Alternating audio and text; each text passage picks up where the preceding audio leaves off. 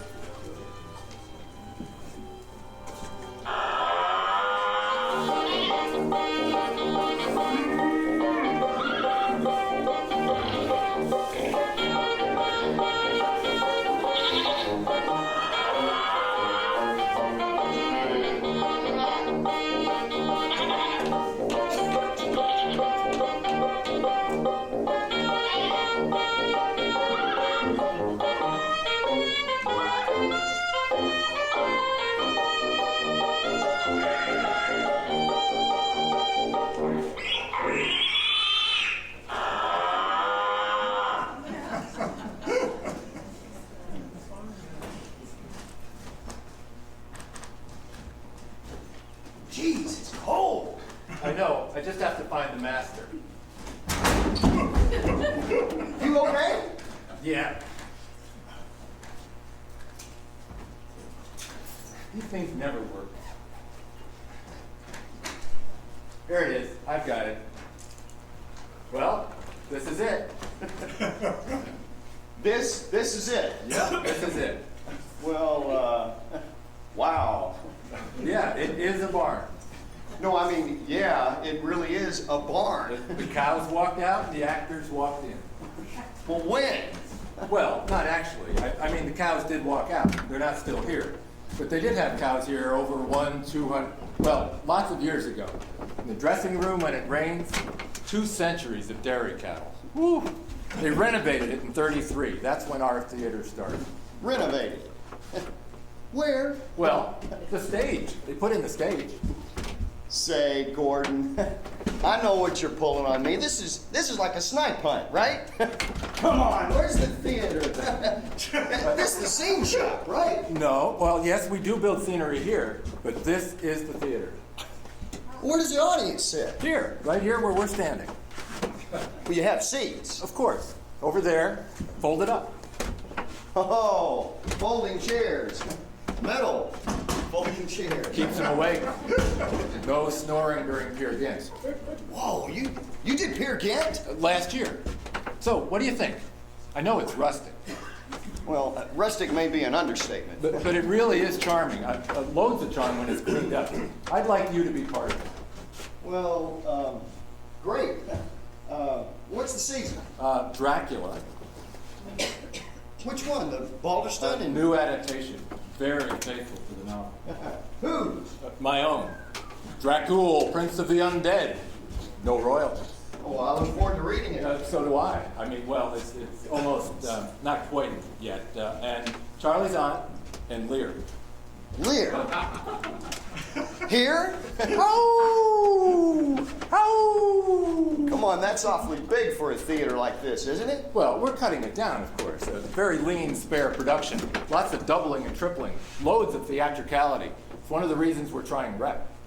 Rep? Yep, small, tight, talented company doing 3 great plays. One Night Dracula, the next Charlie's Aunt, and Lear in between for the matinee. Well, it's certainly cold enough in here for the heat. Hey, do you have any heat around here or cool air in the summer anyway? Only what nature provides through those big barn doors. Blow winds and crack your cheeks. Rage, blow. Well, who's playing Lear? I am. Time for me to tackle this sucker. Run a summer theater for 12 years and you'll know what I'm talking about. You wouldn't believe the local critics. How sharper than a serpent's tooth. Well, Who's directing? I am. You are. Time for me to tackle the sucker. What the hell? Yeah, what the hell? Listen, you could do, what's his name? Oh, Renfield. No, I'm cutting him. In Dracul, I mean, in... Oh, I could do him. No, I don't mean Dracul. I see him very, you know, the one who always says, but surely, Dr. Van Helsing, you can't mean there are such things as vampires. Yeah, well... Well, and then Edmund or Edgar. I can never keep them straight. Well, it's a good thing you're not playing Gloucester then. Why? Well, he's their father. Oh, yes, right, of course. Well, who is playing Gloucester? Anyone else for that matter? Richfield Hawksley will play Gloucester. He's been with the company forever. Started out as an apprentice when Maria Ouspenskaya was the artistic director. He was Jimmy Stewart's roommate at Princeton. Good Lord, he must be like 90 Oh, or... no, not 90. Well, come on, if he was Jimmy Stewart's roommate... Oh, well, maybe it was Stuart Granger. Anyway, still sharp as a, well, great stories. I don't know yet how the rest of the cast will fall out. Some old, some new. Charlie's On, ever done it? Well, no, but I've wanted to. It's a very funny play, one of the great farces. 4 times. Wore the dress once. You directing that too? No, Susanna Huntsman. You know her? Very sharp, right out of Yale. This is her first professional gig. She has some extraordinary ideas. Oh, about Charlie's On.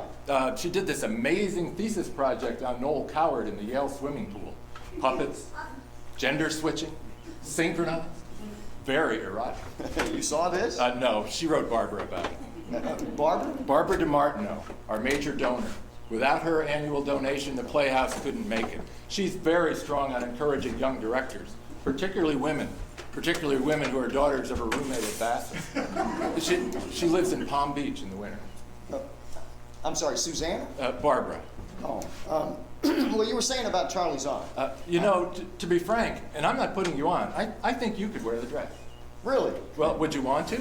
Well, it's certainly one of the funniest plays ever. Well, you know, some guys, you know, particularly straight guys, they're nervous about, you are, aren't you? Well, last night checked. Oh, that's good. I was afraid I might have put my foot in it there for a minute. I mean, it would be okay if you weren't. Well, I am. You are? Well, no, I'm not. Oh, well, that's good. Well, I didn't mean that's good that you're not. I meant that. So you'd be okay with the dress? Gordon, it's one of the funniest parts ever written. I'd love to play that sometime. Well, good. It's okay. It's done then, okay? Sure. Well, look, this is the thing. I'm not sure I should leave New York City right now. You see, my agent just started sending me out for commercials. I had my first refusal last week, and I just had a call back for all my children. Oh, good. Well, it is still pilot season. You never know. Yeah, I know. But it's 4 months away. Yeah, you'll think about it. Well, thanks for coming up anyway and auditioning. Sure. No, look, Gordon, thank you. I appreciate it, the offer. We'll just have to wait and see. Shall we go back to the farmhouse? Sure. It really is cold in here. It's everywhere. I'll get the ghost light so we don't kill ourselves on the way out.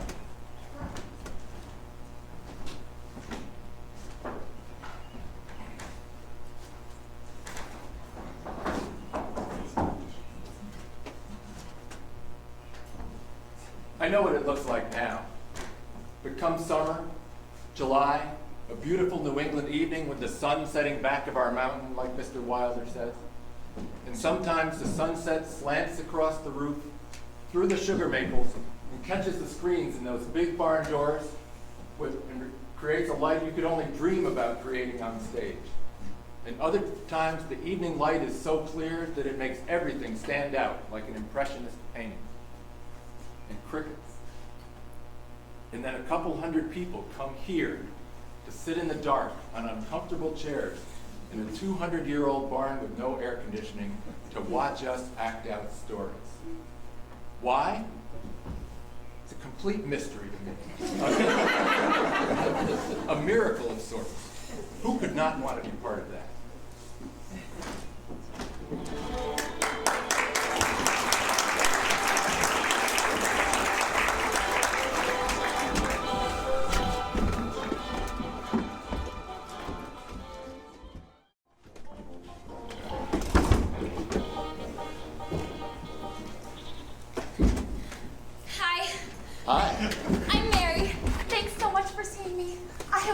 do this audition for, like, ever. How long are you in New York anyway? Because if you're here this weekend, I'm doing a showcase, Theatre Grasso in the Bronx. It's right on the D train past Yankee Stadium. Here is a flyer. It's a new adaptation of the Epic of Gilgamesh. You know, like Persia or Iran or something back before the Middle Ages even. I get raped by the gods. Can you believe it? Raped by the gods? Really? Yeah, I hate it when that happens. But I offer myself, really, like as a virginal sacrifice. Kevin's working on that with me. Kevin's directing, and he wrote it. Oh, like the adaptation, not the original epic. I think that was Eugene O'Neill or Lope de Vega or somebody. Am I talking too much? I'm gonna do Ophelia, okay? Do you mind if I use you? No, I don't mind. Susanna? Don't use me. I don't like to be used. Okay, could you sit like here? Yeah. I'm so tense. Okay.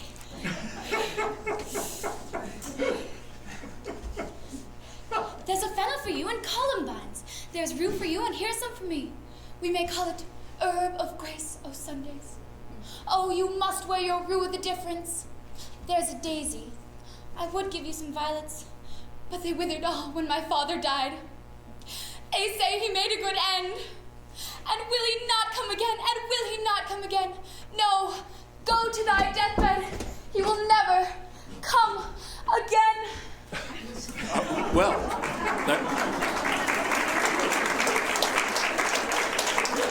Well, a good, interesting choice. I think that she really offers herself to Claudius. I really do. I'm working on her in class. Really? Yeah. Paul, my teacher, says my work lacks emotional intimacy. Really? Yeah, but I'm trying to open myself to opening my intimacy in my emotional work. Good, really. This piece has never been this full for me before. Really? Good. Need any more? No, I don't need any more. I need to see any more. That'll do me. Do it for me today. Susanna? Hey, thanks. Mary, do you swim?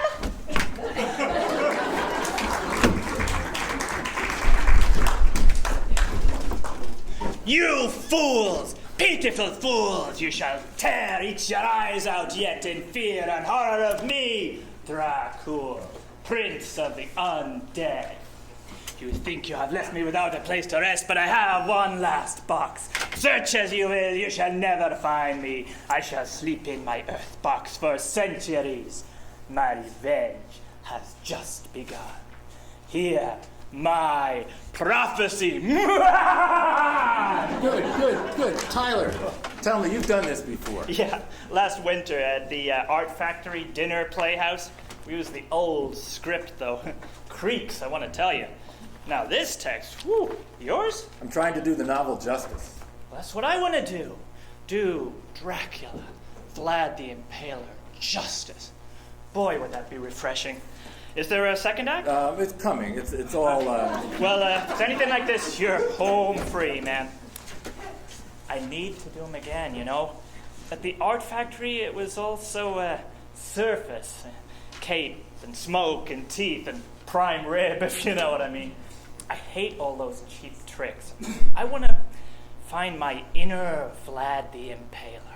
Well, your inner, I mean, it spoke. So, Tyler, you'd want to come back again? I mean, after last summer, Peer Gynt and the Flying Pig and all? I love it up there, man. That barn. And I won't trivialize Vlad. I will live him for you, man. If you can live the undead, if you know what I mean. Well, that's terrific, Tyler. Thanks. Oh, and Tyler, by any chance, did you keep the cape and the teeth? Of course.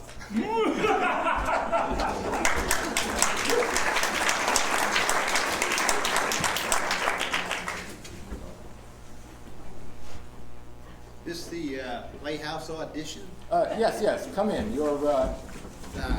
I'm here to audition. My agent tells me. I'm Gordon Page, artistic director.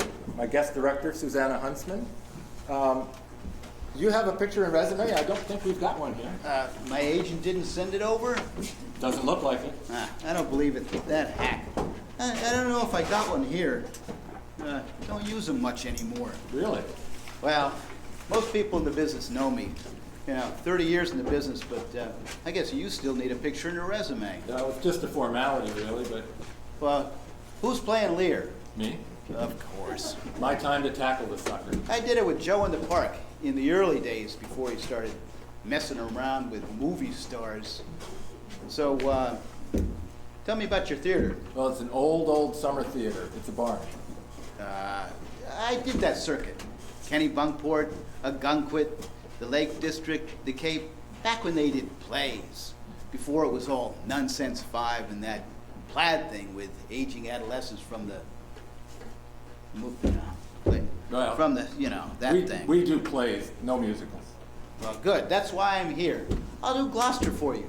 Van Helsing, or whatever you want in that stupid farce. You can take that load off your mind. Well, Van Helsing and Gloucester are already cast. Richfield Hawksley. But would you mind taking a look at Cornwall? Cornwall? Gee, the light in here is pretty bad. Well, you could do a speech from memory. A monologue, a memorized speech like in school? Well, I mean, if the light is bad, you could. Well, you mean something like, now is the winter of our discontent. Or something like, this is an important part of Grover's Corners. Yeah. Call the agent. Tell him to set it up. My time is kind of tight today, so nice meeting you. Don't get up. He's perfect. I love his energy. What's his name?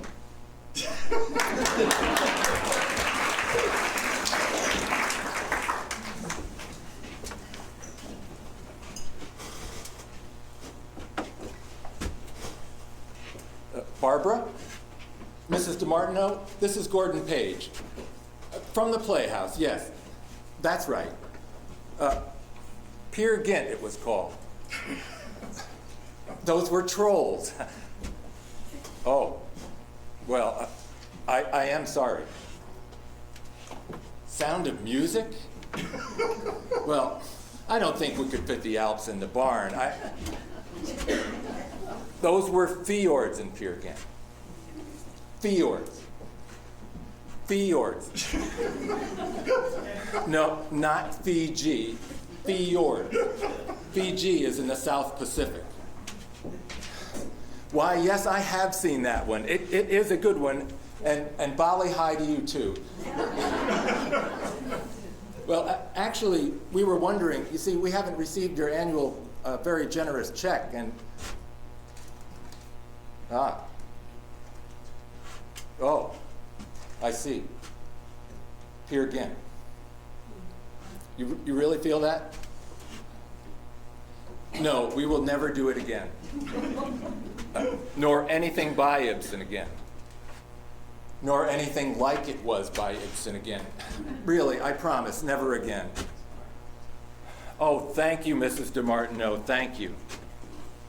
Well, this year, Dracula, Charlie's Aunt, and King Lear. It's not really that depressing. Ultimately, very uplifting. Lots of uplift. No, I suppose it's never too late to change. Any Shakespeare other than King Lear, but yes, I see. Yes, I understand. We do need your support. Oh, thank you, Mrs. DeMartino. Thank you. Mrs. DeMartino. Richfield! Daisy, what are you doing here? Not your audition, certainly. Oh, good God, I hope not. We met for coffee. Thought we'd drop by. Thought we'd drop by since you were in town. Tell me, how's that wonderful old barn, that temple among the elms, doing under its winter blanket? Well, it's May. Oh, Richfield Hawksley. Oh, sorry, Richfield. Susanna Huntsman. Susanna, Daisy Coates. Richfield and Daisy have been with the company since forever. Susanna will be directing Charlie's Aunt. Oh, how wonderful. And she'll be doing a bit of acting, too. Barbara wanted her to have the experience. Seems she's never been on stage. Oh. Did Charlie's Aunt at the Playhouse in '48. Then again, whatever. when this lad put on the dress. Dress? What dress? What dress? Oh, very good. Yes, what dress? Ha ha, very good. Very good. What dress? Tell me what year you were born, and I'll tell you what plays we were doing in that wonderful old barn among the sugar maples. Well, what play you do doesn't matter. It's what you do to it. Oh. And of course, directing is very important. Although directing has nothing to do with acting. Well, not Exactly. As Madame Usmanskaya used to say to me, when I was actually much younger than you are. She used to say to me, well, I don't really remember what she used to say. Oh, but Gordon, I want you to know, I have learned it. Letter perfect. I have learned it. He's been working on it all year. A solid year, by Jove, but I have learned it. As flies to the wanton boys are we to the gods. They kill us for their sport. King Lear, the Earl of Gloucester, blind to know by this point. Richfield, we've changed the schedule. We're doing Hamlet. We're not doing Lear anymore? It's Hamlet now? But why? Barbara thinks Lear is too depressing. Besides, it's my time to tackle the sucker, Richfield. It's my time. And we've got a fabulous Ophelia. You've already got your Ophelia? Yes, Daisy. I was thinking maybe Gertrude. Oh, whatever. Oh, what a rogue and peasant slave I am. Am I? Am I? Oh, shoot!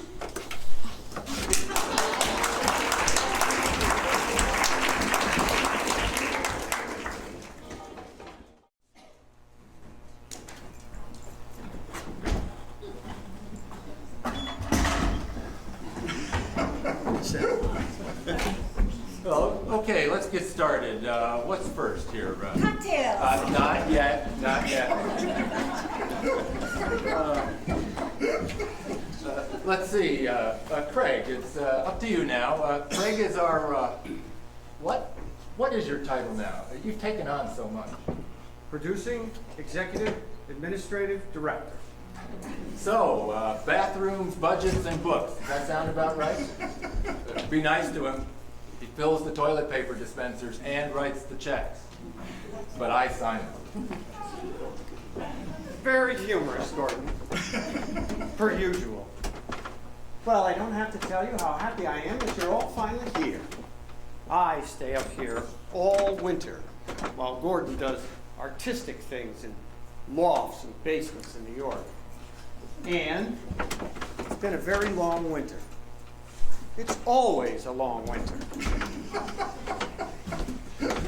Well, my job is to keep you people organized. So, if you'll follow a few simple rules in these guidelines, I'm sure that you'll get through the summer just fine. That's it? Nothing else? Okay, then. Oh, I would like to add one thought. On the subject of office supply. Now, I work in an office, so I have office supplies. Most of you don't work in an office. You work in rehearsals or someplace. So, you don't have office supplies. Now, I understand that. If you had an office, you would have office supplies. But you don't. However, simply because you don't have an office, and therefore don't have office supplies, that doesn't mean that my office supplies are therefore your office supplies, even though they are the Playhouse office supplies, supplied by the Playhouse, I mean, and you are employed by the Playhouse, and therefore might assume you have a right to those office supplies? You don't. Not my office supply. I mean, I am a person, and I have pencils. You are people too? You should have pencils. But you don't. I don't know why you don't. I have pencils. I take care of my pencils. I sharpen them. But you don't. You never seem to sharpen them. Probably because you don't have any. So, why is it that I never seem to have any pencils? When Henry comes in with a receipt for 10 yards of fabric for fjords, and I want to write that down in my account book, I can't be looking all over for a pencil now, can I? I ask you, can I? So, I hope we're all clear on the subject of office supplies. I'm sure you'll all have a wonderful and rewarding summer up here at the Playhouse. And if you need anything, Except pencils. stop into my office in the woodshed. Thanks, Craig. I'm sure that... Excuse me, Craig, I have a question.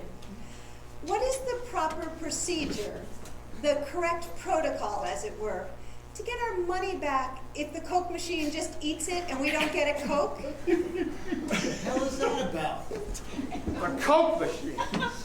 Gordon, I am not responsible. This summer, I refuse to have anything to do with the Coca-Cola Bottling Company of Northern New England or any of its products. That machine is an abomination. It's a nightmare. It is my cross. Sir, I'm glad you find this funny. I'm very glad you find this funny. Because I most certainly do not. Well, enough said about office supplies and pencils and Coca-Cola products. So once again, welcome. It's going to be a terrific, a wonderful, a great summer. And one word of wisdom to us all. Speak the speech. Oh, and I almost forgot. Mrs. DeMartino sends her best to us all, especially you, Susanna, from Palm Beach. Speak the speech. Oh, and don't let me forget to introduce our hardworking apprentices. Karma, Ian, and Brown. Brown. Speak the speech, trippingly I pray you. Suit the movements to the actions and the actions to the movements, as if to hold a mirror up to nature. Good. So there's beer and wine on the props table, and soft drinks too, Sarah. So let's get to know one another and find out what a piece of work is man. You always like that? Like what? Well, misquoting everything. That's being an ass. Look, I only met him once. It seems all right. He seems sincere. Gordon, we need to talk. Well, I guess you could say that. It's about this script for Dracul, Prince of the Undead, which you gave to me, your longtime friend and stage designer, the night before our very first rehearsal. Give it a chance, Henry. I think you'll see that I see, all right. I see 20 different stage sets. I see flying bats. I see exploding crosses. Not to mention Charlie's aunt and Dracul being done in rotating rep on a stage no bigger than a walk-in closet. Think theatrical and spare. Think theatrically spare. Think fabric draped artistically here and there. Yeah, I'm thinking disaster is what I'm thinking. I'm thinking expensive. I'm thinking fabric draped artistically and economically here and there. Speaking of which, what's the story on the budget this year? You didn't tell him? A little less. A little less. Yeah, a 50% cut. Oh, Craig. Gordon, you know, last year was tough. Peer Gynt just didn't sell. Man, you know, I could get a job doing window dressing at Macy's in a minute and not have to put up with all this nonsense. Give it a chance, Henry. Just think. One night, Dracula. The next, Charlie's aunt. And Hamlet in between for the matinee. What a treat. Yeah, for who? Mayor? Tyler Taylor. Just wanted to say, hey, you'll be my Nina, huh? Yeah, great. You're Dracula? Oh my gosh. Are you gonna have like the teeth and the cape and like everything? Everything. Wow. But it's the inner Vlad that really interests me, Mary. Wow. Because the question is, what does it mean to be truly undead? Well, I think that Mina really kind of like offers herself like as a virginal sacrifice. Well, that's really insightful. Do you want a glass of wine? Gordon, Yes, Richfield. about your script here for Dracula. Dracul, Prince of the Undead? Yes, of course, Dracul, whatever. I really think it's marvelous what you've done. Thank you. You know I played Von Helsing 5 times. I know, that's why I cast you. Yes, but that's just it. In the versions that I've done, there were 2 ingenues, Lucy Westenra and Mina Murray. But you only have Mina. Economy, both artistic and financial. Of course. But in the other versions, there's 3 young men. There's Arthur Holmwood, Jonathan Harker, and Jack Seward. But you have Seward as Mina's father. And so now she's Mina Seward. And then Harker's her fiance. And Arthur and Lucy, they're not in it at all. I'm afraid I'm having a terrible time with the names. You'll be wonderful, Richfield. You always are. You've done it 5 times. Piece of cake. Good welcome, Gordon. Craig was in fine form. Yeah, same old. Is that Yes, a gin and tonic, a refreshing summer drink. Sarah? And I don't want to hear about it. Sarah. It's rustic, I guess. Rustic? Judy and Mickey eat the toads. Started out here with Ushmanskaya. She was a disciple of Stanislavski, you know, at the Moscow Art Institute. I've trod these old boards with Kit Cornell and Helen Hayes. Alfred Lunt.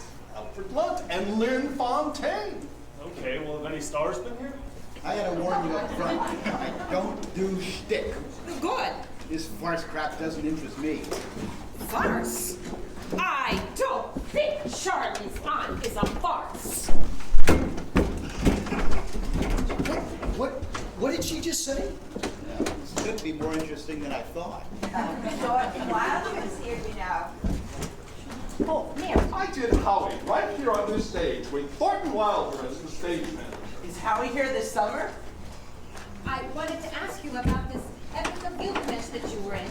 You know, I did my own all-female adaptation as my senior thesis when I was at Sarah Lawrence. Excuse me, I was just bringing her some more wine. Now, the thing about playing Vlad, Mary, is you always have to remember he is the impaler. Jack, I am really pleased and surprised, actually, that you joined us for the summer. You know, I didn't think you would. Well, to tell you the truth, Gordon, I thought it'd be a great place to spend the summer. You'll enjoy it. I know you will. And you'll be hysterical when Charlie's on. Say, I just heard Susanna over there saying something about... Oh, you know, I told them at the clinic that they could take Betty and her Ford and put them where the moon don't shine. Oh, no, excuse me, Jack. I gotta go. Okay, tell me the truth. Why are you here? Seemed like a good place to spend the summer. I know truthful acting when I hear it. That wasn't it. But Vernon, you're right. I wasn't going to take the job, but after being up here in February with Gordon, I went back to New York City and I spent like the whole winter and spring without work. I think I had 1 audition. So I was thinking this whole acting thing is pretty pointless. I should give it up. On a whim, I applied to law school, Columbia Law School. And they accepted me. I started in September. In the meantime, I had this summer gig, so I figured I'd give it a whirl. Leaving the business, are you? If I only had the brains 30 years ago. Look, maybe we'll have some fun this summer. Fun? 55 years old, 30 years in the business, and I'm ready for some fun in the mosquito capital of New England?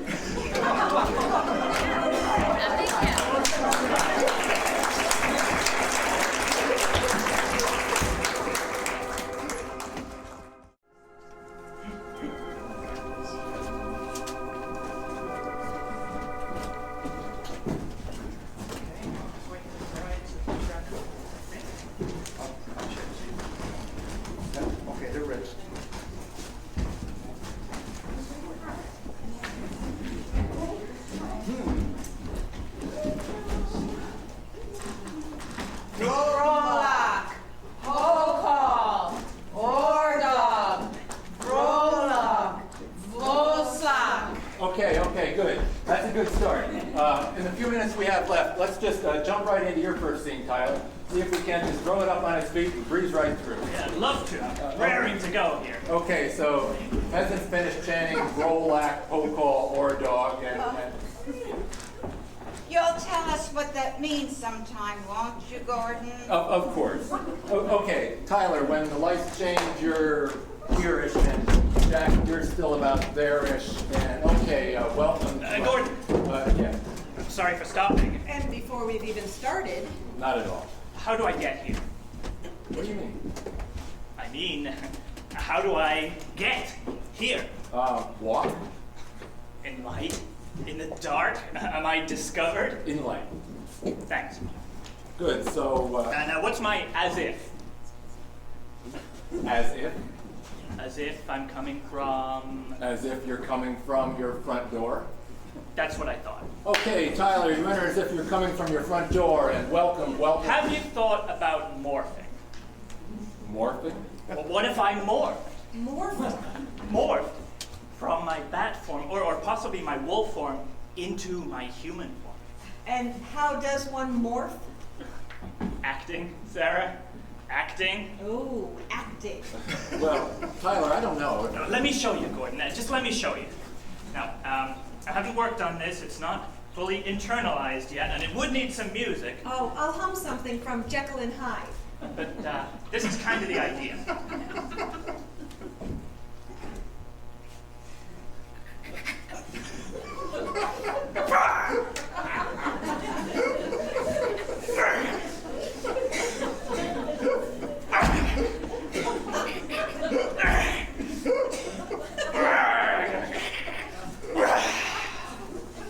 Welcome to my house, Mr. Harker. Enter freely, etc., etc. What do you think? Was that the bat or the wolf? Gordon. Come on, if I see him morph. Gordon. Why would I go into the house with this guy if I just see him morph? That would become your actor's task to justify. Right, to justify how stupid Harker is, to go to sit down with dinner with some guy who just saw morph from a bat. That was a wolf! Well, if you want me to suggest that... You know, I've seen that morphing thing before. Maybe he drops some change so he doesn't see the morphing. Some change? Or he needs to put in eye drops. Eye drops? He's from England, Jack. He's not used to the pollen in Pennsylvania, is he? Abbott and Costello meet Frankenstein. Lon Chaney Jr. turning into the Wolfman. It's Gordon's favorite. Tyler, you've hit a home run with that one. Or I could erase Harker's memory with a gesture, and he could play it like he had an aneurysm, or a really minor stroke, or something. He grabs his skull. I don't want to grab my skull, Tyler. Gordon, what do you think? Really, your call. Tyler, that is an incredible idea, and boy, if we had the time and the money to really explore it, great idea, very creative, but... But one of our goals here at the Playhouse is to rehearse slightly beyond the first scene before we open. So the answer is no, Tyler. Okay, so Tyler, you're there, and Jack, you're there, and the peasants chant prologue, or dog, poll call, and lights up, and welcome to my... I know. What if, like, Parker was, like, a zoology major in college and really fascinated by bats? No! Mice! Welcome to my house, Mr. Harker. Enter freely and of your own will. Count Dracula?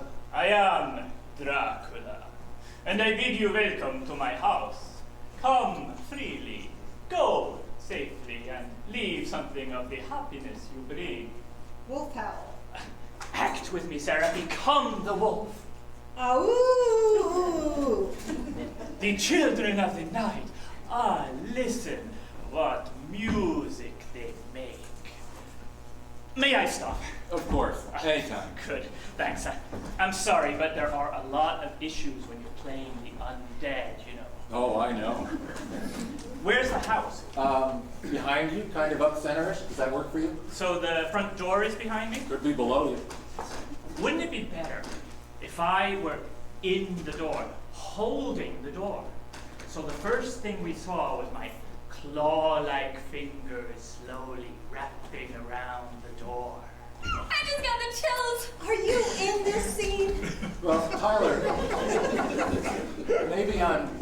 my house as you speak. You can... No. I want to complete it before I speak. I want this to be my significant psychological gesture for the role. But I think we need to move to advance the plot. Gordon, there isn't really a door. Tyler, there isn't really a door. I thought you said it was behind me. The house is behind you. The front door isn't part of the house? Well, it would be, wouldn't it? But it isn't real. But it isn't real. You mean this door isn't real? No, the door isn't real. Well, maybe you can tell me how I can justify welcome to my house, Mr. Harker, without a real door. Well, it's an open environment space unit concept. Maybe someone could have told me that in New York before I signed the contract. Here we are, in New Hampshire. So you just tell me, how do I welcome to my house, Mr. Harker, without a door? Why don't you use some of the acting you saved by not morphing? Well, Tyler, it's just that Henry just didn't design a real door for the set. Oh, I see. The set is going to tell me how to play this moment. The stage designer is going to dictate to me, the actor, the only one who Oh, except for me and my eye drops, remember? actually up here tearing my guts out in front of 200 people. The designer is going to tell me how to play this role. We could drape some fabric in the shape of a door. Henry? No, Tyler. There is no door. There will not be any door unless you pick one up and morph it on with you. I can do that!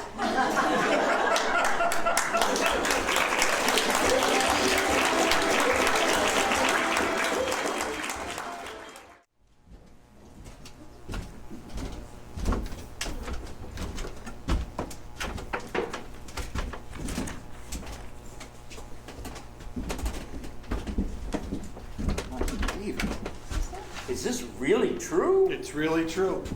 This isn't really true. This is really creepy. We really have to use it? It's in her will. Not only really creepy, it's gross. The lawyer sent it over. Paragraph 7A, quote, "My skull is to be preserved and shall be used to portray the skull of Yorick, if and when the Playhouse shall present the play Hamlet by William Shakespeare," unquote. The above, paragraph 7B, quote, "The above stated codicil shall be considered a condition of my bequest of the property to the Playhouse Corporation," unquote. Our founder, Ethel Barnes Stein, put it in her will. We're supposed to use her skull for that of Yorick. Creepy, gross, and sick. Yeah. I think that's pretty cool. There must be a way out of it. Well, not unless we want to give the property back. I guess she really wanted to be in Hamlet. Or maybe she wanted to make sure nobody ever did Hamlet at her theater. Well, you better tell Richfield he's playing the part of the gravedigger. Well, I'm not telling Richfield. He and Daisy were the only ones that knew her. You tell him. I'm not telling. It's a technical issue. You tell him, Sarah. Oh, this is a prop. That's your department, Henry. You take her. Cool.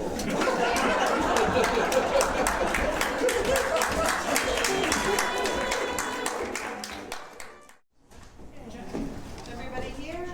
Just waiting for Jack. Oh, we're waiting for Jack? All right.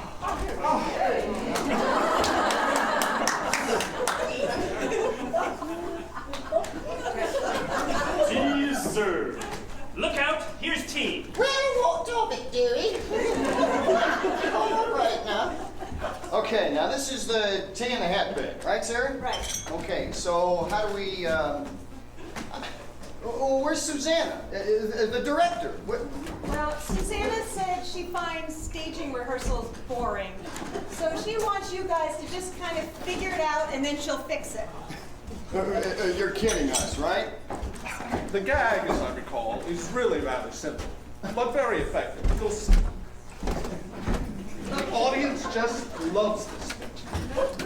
Now, as you all know, Lord Fancourt here, Fanny, puts on a dress and pretends to be Charlie's aunt. That's me. So that Charlie and Jack can have chaperones for their dates, when the real Charlie's aunt fails to show up as scheduled.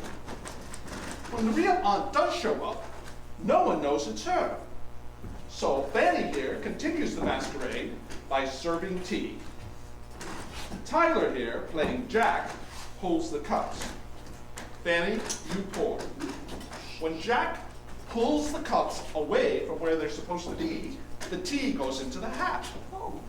Your attention is distracted elsewhere until you pour the tea in the hat 3 times. You see it and react. Oh, yeah. Jack sees it and reacts. Laugh. I see it and react. Enormous laugh, roars in fact. All right. So we do it in rhythm with the lines. Exactly. Good instincts. So I'll hold out the first 2 cups after do we all take tea? All right, and then I pour the first 2 cups for real to set up the gang. I'll hand it to Mary. And then I'll pass to Amy. I mean, in real life karma, I wish I had your name. And then Charlie, I mean, in real stage life, Ian, like the play Charlie's on. Oh, look, in the next beat, I keep pouring in rhythm, but the teacups aren't there, and tea and hat. And this is supposed to be amusing? That's farce. Hey, a farce. Shall we give it a shot? No books. Hi. Flying by the seat of the pants, eh? Run it up and see who salutes. Oh, I love stock. This is Rep. Rep? Yep. Okay. I'm Charlie's aunt from Brazil, where the nuts come from. Oh, look who's here, Susanna. So, do you have anything to show me yet? Yes, I believe we do. Shall we show you the tea beat? Oh, by all means, show me the tea beat. Has anybody here seen Henry? Oh, am I in time to see something here? Yes. Okay, places for the TV. Ready? And how do you do on Charlie's aunt? Hello, dearie. How do you do, love? I'm Charlie's aunt from Brazil, where the nuts come from. Oh, how do you do? Do you know I'm most interested in meeting you? Really, dear? I knew your late husband intimately. Excuse me. Whatever's the matter, Babs? She knew my late husband. Intimately. Well, how are you getting on? Everything's all right, isn't it? No. She knew my late husband intimately. The deuce! Tea is served. Well, what of it? Well, you must entertain. Now, Donna Lucia, will you serve our tea? Oh, certainly. May I help Donna Lucia? Oh, what a cruel interruption. And we were getting along so nicely. Oh, get away from me, you dirty man! It was fresh. Look out for him, baby. He's a fresh one. Well, do we all take tea? You haven't been in England long, have you? Change the subject. Change the subject. No. Do you take sugar with cream? Oh, do you take sugar and cream? No, ask her if she takes sugar and cream. Oh, ask her if she takes sugar and cream. I should like some sugar and...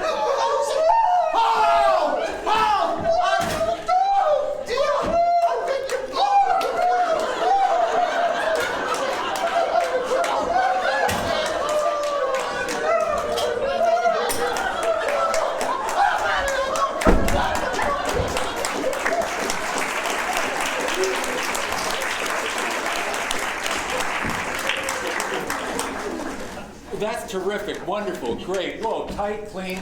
That's the gang. That's the tea gang. Well, Susanna, now it can be said. I was afraid you wouldn't, you didn't have the, swimming pools and all that. But that's the tea gang. I've been thinking about this scene a lot. I mean, after all, it's the central focus of the whole play for Lord Fancourt. A man dressed as a woman. He's pretending to be someone he isn't, That's and me. then he meets the person he's pretending to be. That's The me. real woman. The stakes are as high as they get.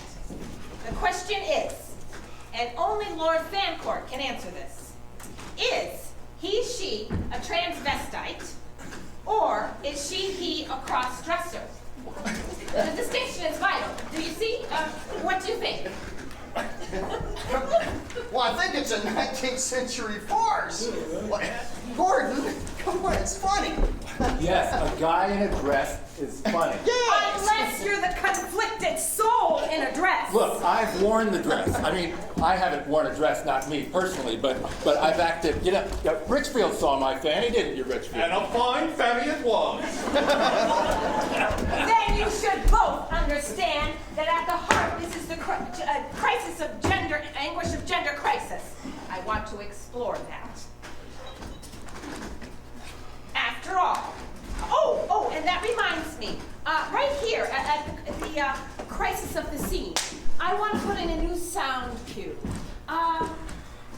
Sinister howling dogs from Dracula. That will be your cue, Butler. Butler! The sinister howling dogs will be your cue to bring in the tea. Sinister howling dogs. I think that will begin to suggest the inner torment and rage of gender crisis. But funny inner torment and rage, right? Gordon, I've got to talk to Henry. you're not walking away from this. Henry! Oh yeah. When you were talking just then about like anguish and like inner torment and rage, it kind of reminded me of this scene in the Epic of Gilgamesh where the gods kind of looked like anguished and like tormented and stuff. Not about their gender identity, I guess, because they didn't have any clothes on. Neither did I. I knew I should have seen that show. All right. Before we get back to text, I want to explore this scene through physical improvisation. Oh wow. I mean, after all, what is tea really but a primitive feeding ritual? So I want to explore this primitive ritual as if you were wild animals on the African savannah, gathered around the communal water hole at sunset. Karma and Mary, you shall be gazelles. Oh wow. Pretty cool. Vernon. If I have to do this, and I'd really rather have a root canal, but if I have to do this, I'm going to be a crocodile lying in wait at the water's edge. Excellent. Richfield and Daisy, you shall be the aging lion and lioness. AJ! And gentlemen, Tyler and Jack and Ian, you shall be a group of young male orangutans. And you know, Jack, that orangutans are innately bisexual. No, Susanna, I don't think I did know that they're bisexual. I don't. My orangutan is not bisexual, okay? I don't care about your orangutan. My orangutan is completely heterosexual, okay? Okay. It's sunset on the African plain. What should I be? What do you think you should be? Butler. Wildebeest. Be a wildebeest. I do not know how to be a wildebeest. That is precisely why we need to improvise this scene. I'm sorry.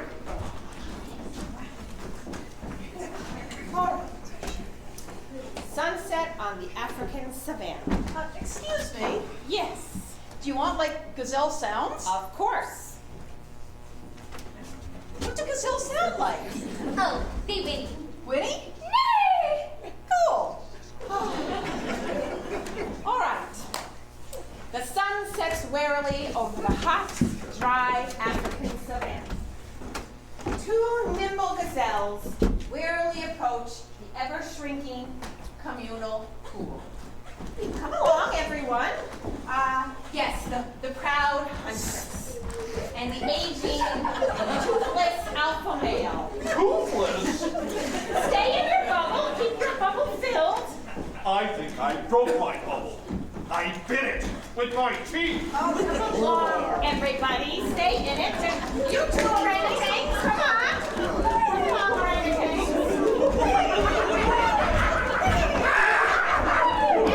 And wildebeest. Tea is served.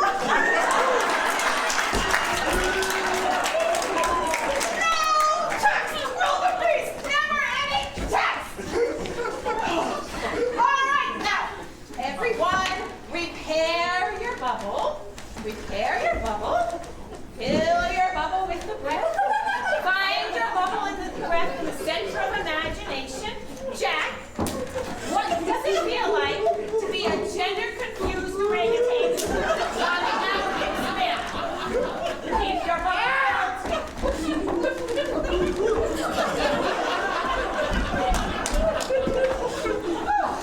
Now, tea time on the savannah. Explore it. Yes, yes. What is it, an orgy? What the hell do you think's gonna happen when you get too close to the water hole? This is Africa, for God's sakes. I'm not some fat, lazy-ass, poodle-fed Florida alligator. I'm a crocodile!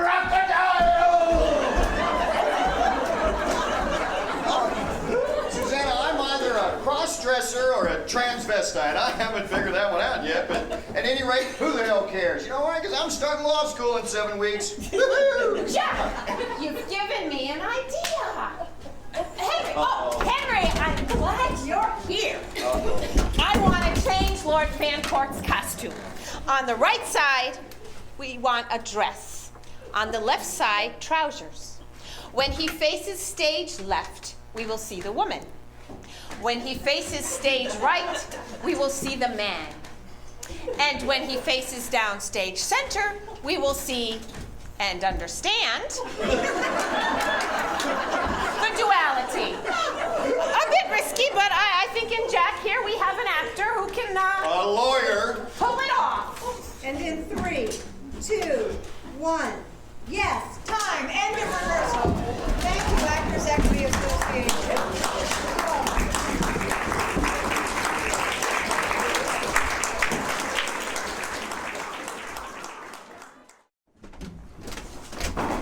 Gordon, Yes, Craig. I need to talk About? pencils and another matter. But first, pencils. Why does the stage manager insist on putting out an entire number 10 can full of pencils before each rehearsal? We haven't even gone through the first show yet. And already, we've gone through 3 1/2 gross of pencils in the stage management area alone. How much is it gross? 144. That's 3, 4? 504. Wow. That's a lot of pencils. Yes, wow. That is a lot of pencils, but I have an idea. Good, Craig. I've got to get... I will make sure that Sarah will issue one and only one pencil to each actor.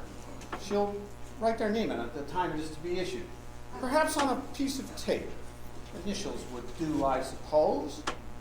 When said pencil has been reduced by use to under 2 3/8 inches in length, the time at which, for a normal hand, it becomes difficult to grip. Then, the actor will be issued a new pencil from stage management. That's a good idea, Craig. I'm not done yet. I will recycle these 2 3/8 inch pencils for use in my own office. I have a rather delicate grip, and I'm willing to forego the use of fresh pencils for the sake of the institution. They also may be used in the scenery shop for the cutting process, for marking the boards, thereby eliminating entirely the budgetary need for new pencils in 2 separate areas of the organization. That's an excellent idea, Craig. I've got to get to rehearsal. Gordon, the other matter, we haven't received Mrs. DeMartino's check yet. But I called her months ago. Well, you'll have to call her again. Oh, no. Cash flow. Cash flow? It's not flowing.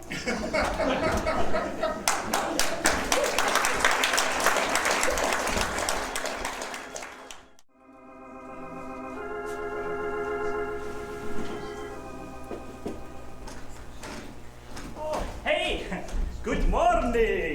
Good morning. Are we rehearsing Dracula this morning? Or is it Hamlet? Or is it Charlie's on? Oh, I get so confused. Dracula. Dracula. So you must be the beautiful Miss Lucy, fiancée of the good Mr. Holmwood, and daughter of the kindly Mrs. Westenra. No, I'm Mina, fiancée of Mr. Harker, and daughter of the kindly Dr. Sewell. Nina. Oh, Nina. So, you want to run lines for our scene? Which scene is that? I mean, the only real scene we have together. I don't have any lines. I mean, I just kind of lie there, and you stand over me and talk some about how I'm flesh of your flesh and blood of your blood, and how when your mind says, come, I will come to you for all eternity. And then you suck on my neck. Yeah. You want to rehearse? You are so diligent. You always want to rehearse that scene. Well, Mary, that's what being a professional is all about, isn't it? So, just sit myself down there on the bed here. Get myself set up.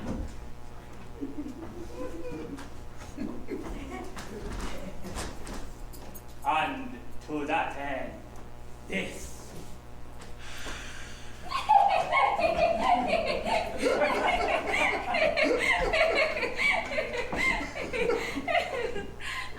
Tickles. You know, I've been meaning to ask you something. I mean, I think you're really good. How you can wear those teeth and speak in the accent all at the same time. I mean, how come you're not on Broadway or something? You want to know why he's not working on Broadway? I'll tell you why he's not working on Broadway. Ernie! There are 20,000 actors in the greater New York metropolitan area, and maybe 200 of them are working on Broadway right now. And the vast majority of those have vocal cords of titanium alloy, genetically engineered to break glass in a chandelier 8 times a week. Now there's one non-musical currently playing, and it's a London import with 6, count them, 6 American understudies. So, since it's apparent that without a stroke of luck approaching the supernatural, that neither Tyler Taylor nor Vernon Volker, for that matter, will be morphing into a Broadway actor anytime real soon, what's left? Well, he can stay in New York and work in one of our prestigious off-Broadway theaters dedicated to the ideals of high art and low pay for maybe $300-400 a week. And that's if he's good and lucky and has an agent who is fooling around with a casting director who has a brother-in-law who's married to a producer. So, what else? Well, he can leave his wife, his children, his cat. Well, I'm not married. Okay, his bar stool at the West Bank Cafe. So for a couple of months in the summer, he can live out of a suitcase in St. Louis, Cincinnati, Salt Lake, Sioux City, or, God forbid, spend the summer in an unair-conditioned barn in New Hampshire. Like here, the Playhouse, for example, the Dachau summer theaters.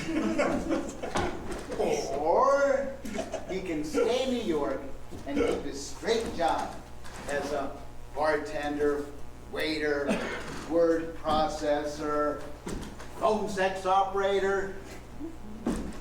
Make triple the money and have a great life, but then we wouldn't be acting, would we?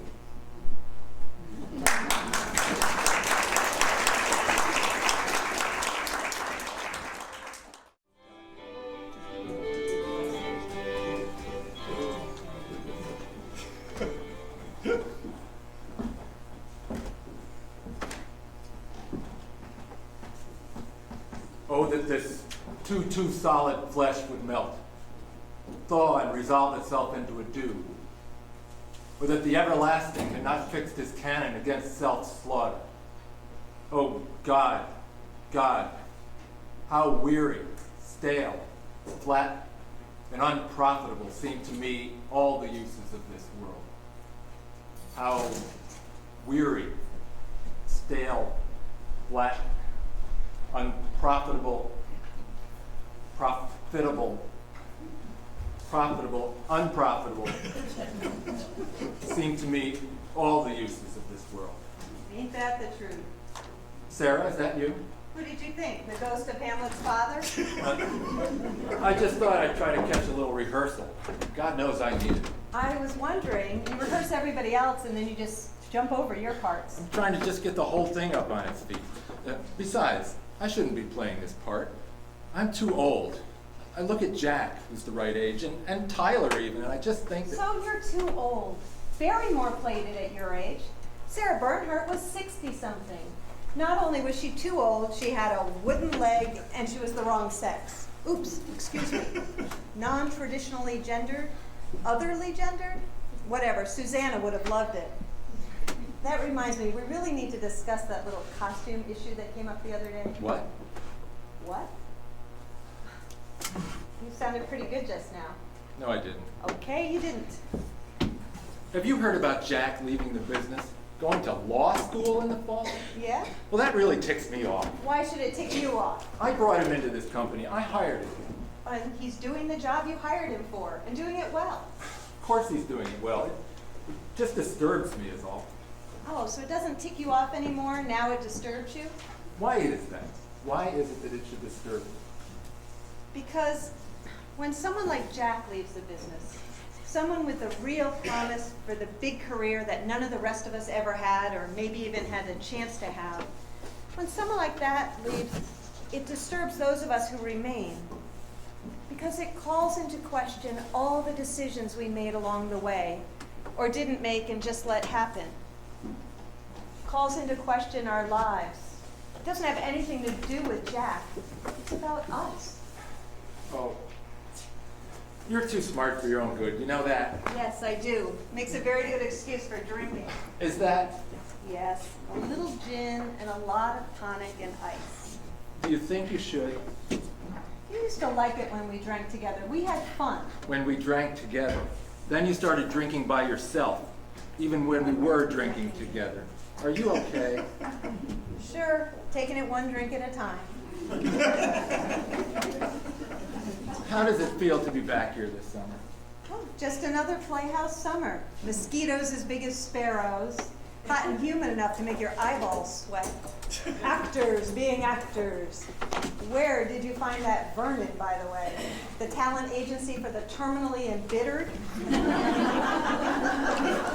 Henry is being Henry. Craig is being Craig. And Gordon Page is being Gordon Page. You've really got to stop by Charlie's aunt rehearsal. We're out of control. I know. Just another playhouse season. It's good to be home. Thank you. You're welcome. Do the new ones know? I'm sure Tyler, Richfield, and Daisy filled them in. I'm sure they have. The only thing thicker than the mosquitoes around here is the gossip. Do the speech again. I promise I won't interrupt. Don't worry about the scansion. Just keep it quiet and simple. The way you used to do when we were 25 and you were burning to play this part. And you would read it to me in bed before we turned out the light. I have of late, and wherefore I know not, lost all my mirth. And indeed it goes so heavily with my disposition that this goodly frame the earth seems to me a sterile promontory. This most excellent canopy the air. Look you, this brave o'erhanging firmament, this majestical roof fretted with golden fire. Why, it appeareth no other thing to me than a foul and pestilent congregation of vapors. What a piece of work is man. How noble in reason, how infinite in faculties, in form and moving, how express and admirable, in action, how like an angel, in apprehension, how like a god. And yet, to me, what is this quintessence of dust? But break my heart, for I must hold my tongue.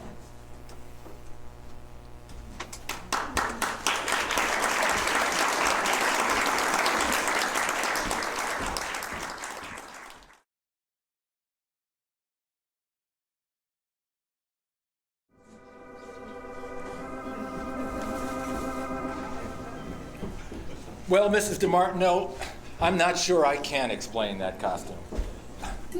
Yes, one half did look like a man and the other like a woman. Yes. No. Yes, that was the problem. Not funny. Not funny at all. Oh no, he's a man. All man, I should say.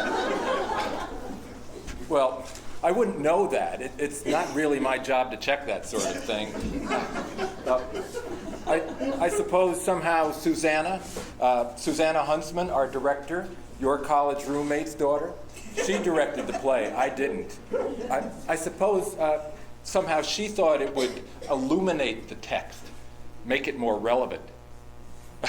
Yes. Unfunny is the word. Next? Well, next is Dracul, Prince of the Undead. Well, I'm afraid that wouldn't be possible. You see, we've been rehearsing Dracul, Prince of the Undead. We haven't been rehearsing The Sound of Music. Oh, that's very good. You have a lovely voice. And do re mi to you too, which brings me to the reason for this call in a way. You see, when we last spoke, you were in Palm Beach, remember? And you had indicated you were going to send us your annual donation, and well, we haven't received it yet, and well, the cash flow is not flowing. Is not flowing. No, I don't think I know all the words. In fact, I'm sure I don't. No, I really don't think I... Mrs. DeMartino, Really? Okay. Doe, a deer, a female deer. What Ray, is Gordon a doing drop now? Of golden sun. Speaking with our largest single contributor. Mrs. DeMartino? Yes. Oh, does she want her granddaughter to be an apprentice again? Oh, I don't think so. Not after last year. Well, wasn't she one of the village girls in Peer Gynt? The one who... The one who cried all the time because she thought she was pregnant by the Troll King? I didn't know that. It was hysterical. Wow. It was hysterical. Look, Thank God. she was upset because she got pregnant, but she thought she was pregnant by the Troll King. Oh, goodness. The pregnancy was hysterical. Imagine. Oh. Thank God for that. What? Tyler? Don't look at me. I didn't play the Troll King. I was Peer Gynt. Did you? What do you mean? Oh, no. Tyler, it was you. It wasn't the Troll King. It was you. What does she mean, Tyler? Nothing. Got it. She's bringing it around today. Oh my God, man. What was she, 16? 18, maybe. 22. What, do you check their driver's licenses? Of course. What are you talking about? Nothing.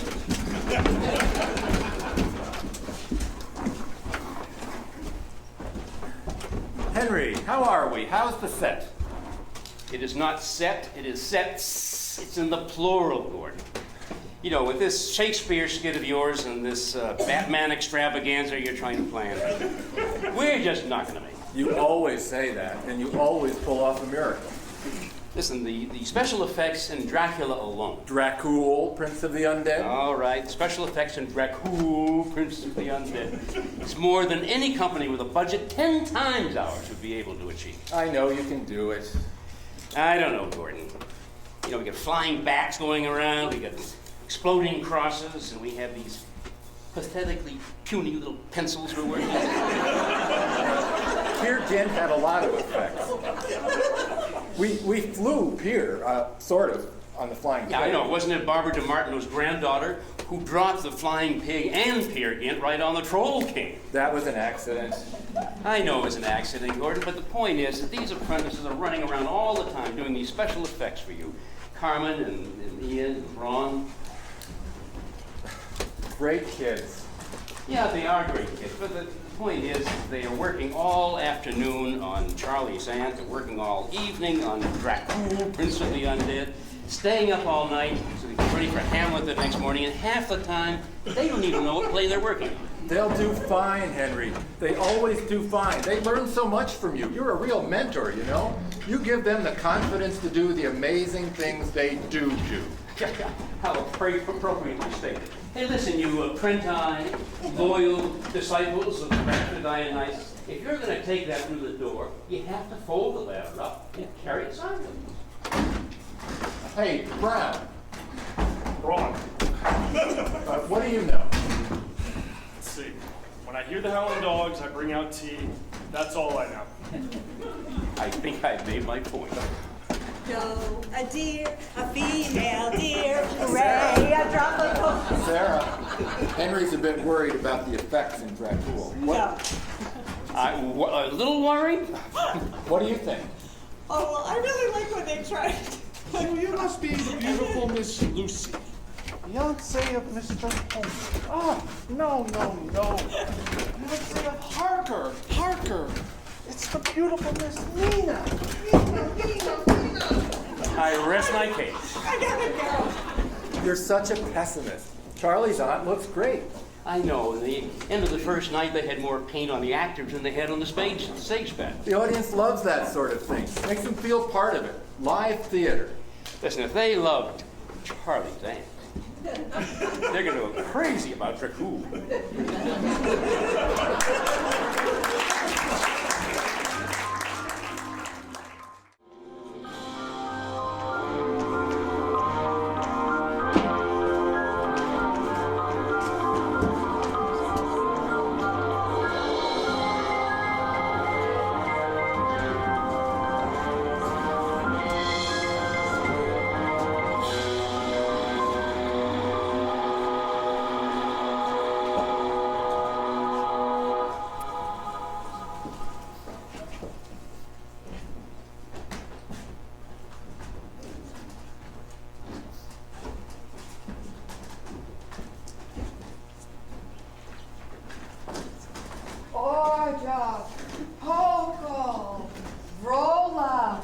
Please, what do you want? Strigojka, Vroslak. Look, does anyone here speak English? I don't know what you want. Vrolak Orjok. Please, I don't understand. Please. Vrolak. Vrolak means vampire.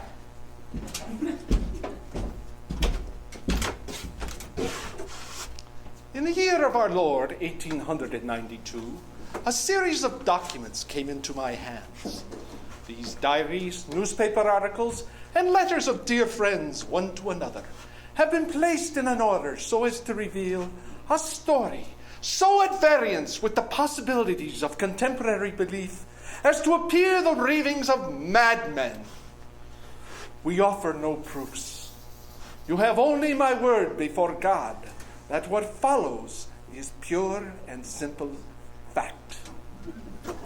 Orda, Hokol, Strigojka, Strolak, Voslak.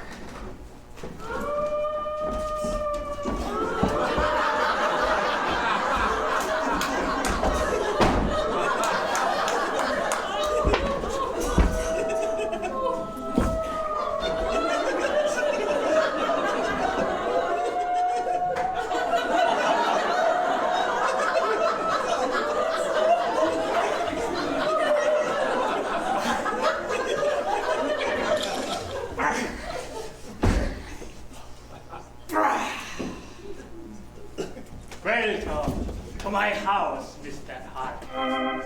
Enter freely and of your own will. Count Dracula? I am Dracula, and I bid you welcome to my house.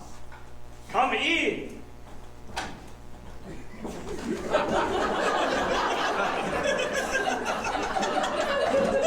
The night air is chill, and you must need to eat and rest.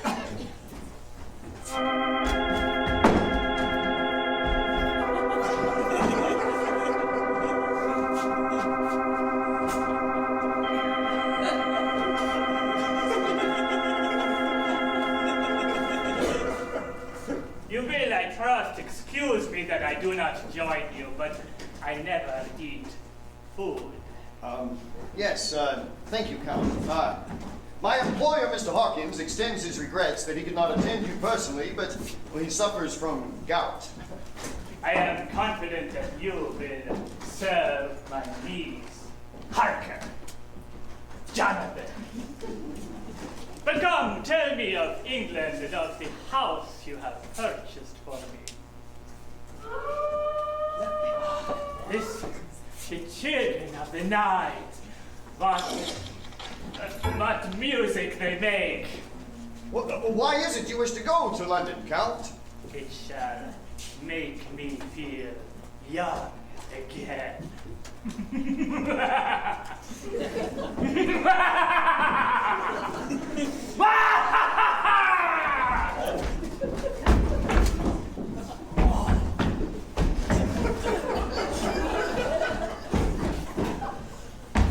God, help me!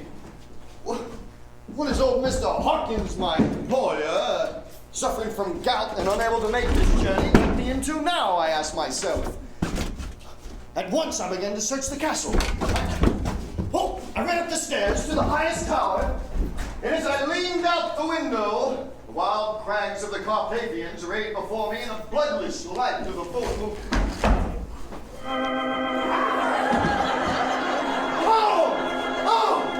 What manner of man is this? God preserve me! It is now May 30, 1892.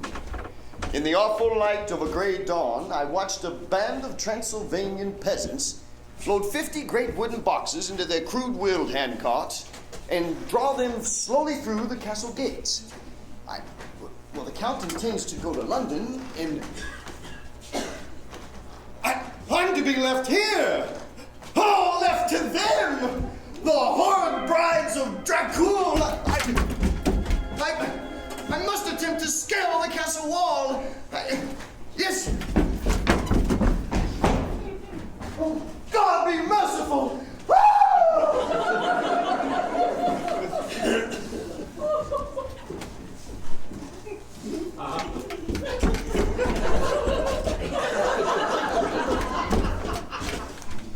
The Whitby Daily Telegraph, 8 August 1892.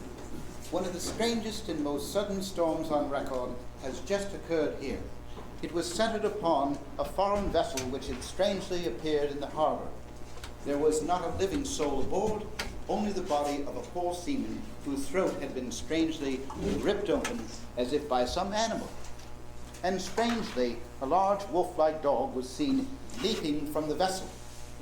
The strange schooner had only a small cargo, a number of large, strange wooden boxes. Strange.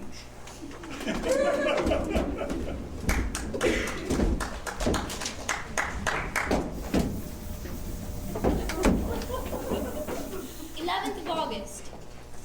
Jonathan, my fiancé, has returned from Transylvania, but so changed. He will not speak of the events that occurred.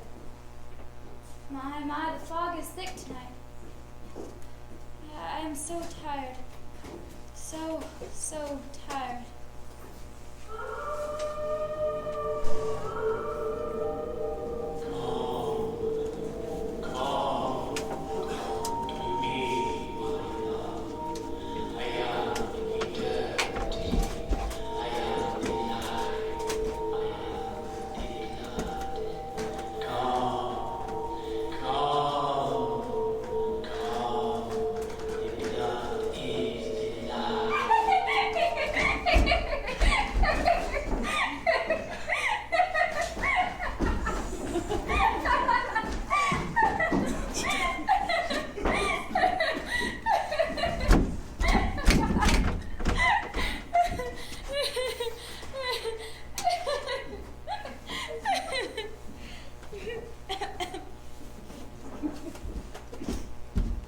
My daughter Mina has been extremely tired and weak lately.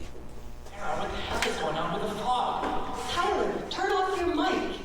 Yes, these strange voices in the night. I have written my old friend and professor, Abraham Van Helsing.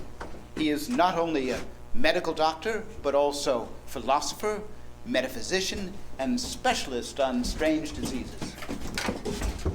Yes.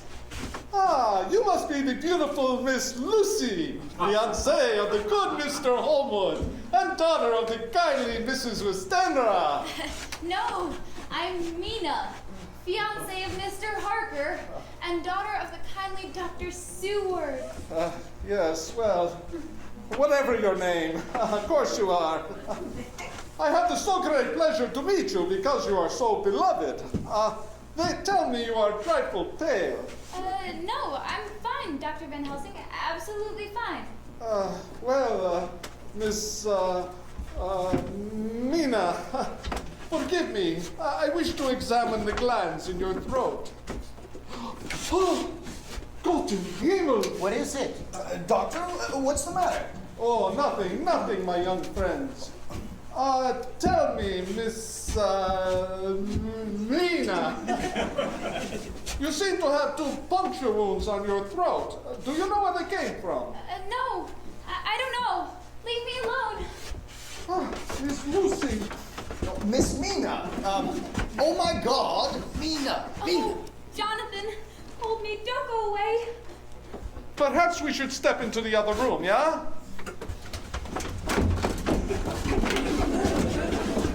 It is just as I expected. There can be no doubt. No doubt as to what, Professor? Have you never heard of the vampire? The vampire? What, in England? The vampire in the 19th century? Yes, the vampire. In England, in the 19th century. I have here a letter from my friend, Professor Zergeni of Budapest. It will tell us all we need to know about this vampire and what we need to do. I have the letter. I had the letter. I have the letter here somewhere. Oh no, I don't seem to have the letter. I seem to have forgotten the letter. I don't have the letter. Well, perhaps you can remember its contents. Huh? Yes, Professor. Perhaps you can remember what the letter said. No, I'm afraid I cannot remember my friend Professor Zergeni's letter. Well, Professor, do you suppose that this vampire could possibly be the great Vlad Dracul of Transylvania, the prince who won his name by fighting with the Turks? Yes, correct. He fought the Turks in the 15th century. He is also known as Vlad Tepish, which translates to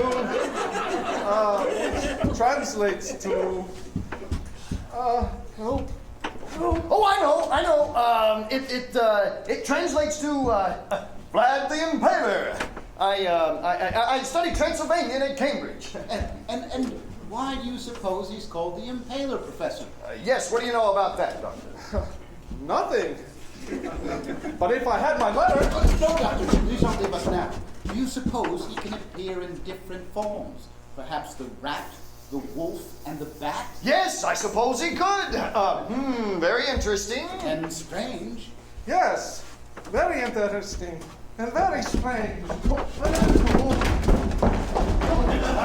And how do you suppose he's managed to stay alive for all those centuries?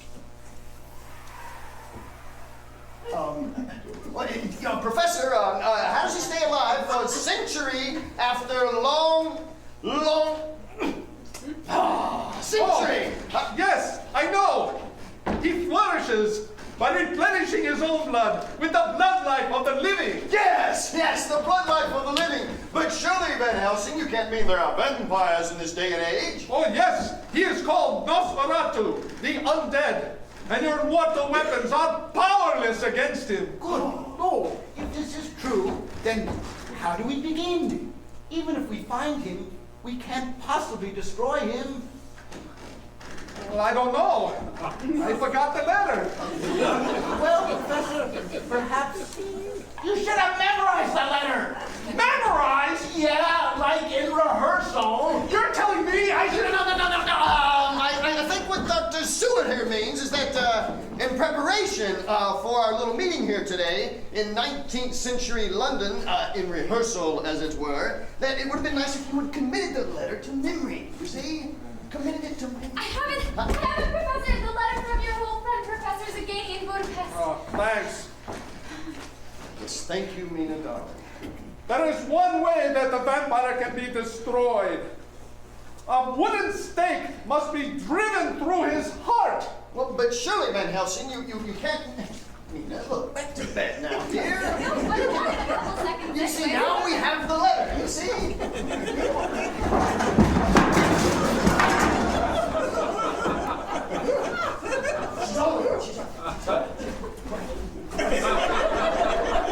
Stake through the heart. Yes, as I watched from that high tower, I watched all those boxes being carted away, and I knew. Of course, the boxes. Yes, the boxes. Your voice is so annoying. Mina, darling. Well, it's so good to see you up and about again. We haven't seen you out of bed for, it seems like, a week. Gentlemen, what was the name of the estate that you transferred to Count Dracula? Carfax. Carfax was the name. Carfax Abbey. Good Lord, man. Do you realize what you're saying? Isn't Carfax the estate? Yes, no more than a mile across the heath. Oh, then we've got him. Our little search party set forth across the heath. As we approached the castle, we stayed to the shadow of the wall. Shadow of the wall. Look for a flight of stairs leading down to the cellar. Good Lord, what's that?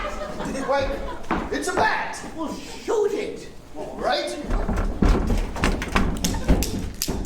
You cannot kill that bat with your little gun. I didn't. The gun didn't fire. See, I told you so. Quick, Professor, the stairs, right over here.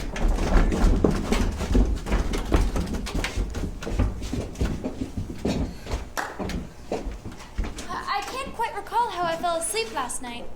I do remember the distant sound of a gunshot, or perhaps it was just a distant click, click. Yeah. And I do remember the sudden barking of dogs. Yes, I do remember the sudden barking of dogs. Barking dogs!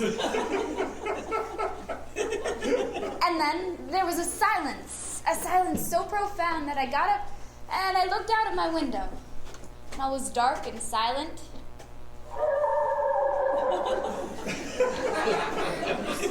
Not a thing was stirring, not a sound.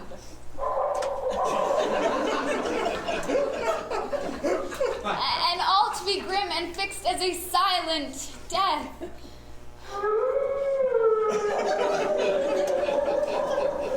I bring you life, eternal life.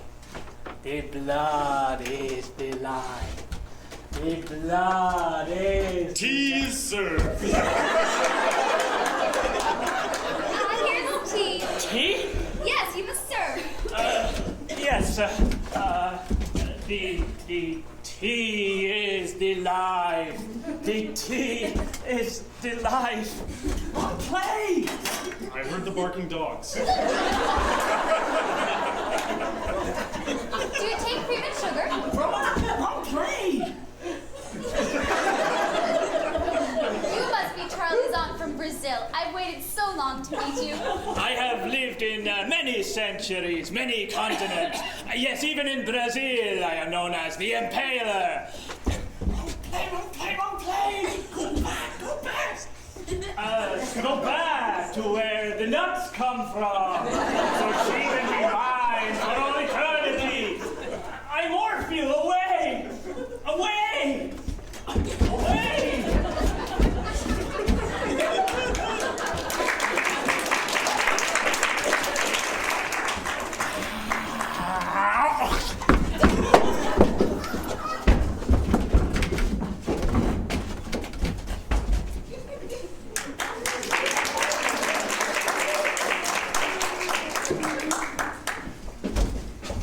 Damn, there are no more boxes here.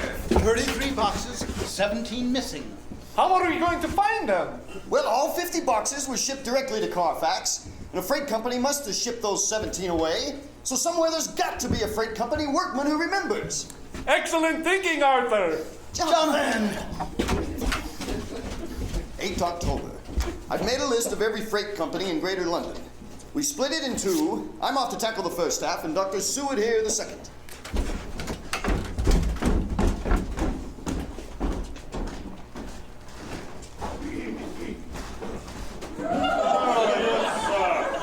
Dr. Seward, here it is. Our men delivered 5 boxes of common herb to Jamaica Lane, Bermondsey. Sorry about the tea. Yes, boxes of herb. Interesting boxes of tea. Jamaica Lane. Thank you, my good man.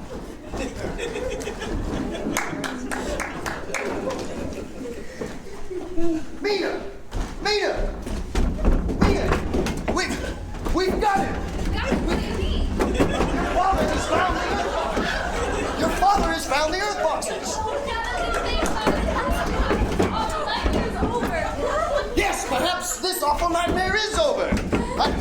Mina? Mina?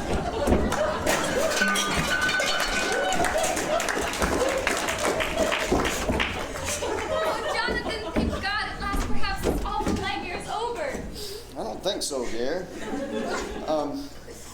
You're shivering, darling. What's the matter, dear? I don't know, darling. I don't know. Oh, please, just hold me.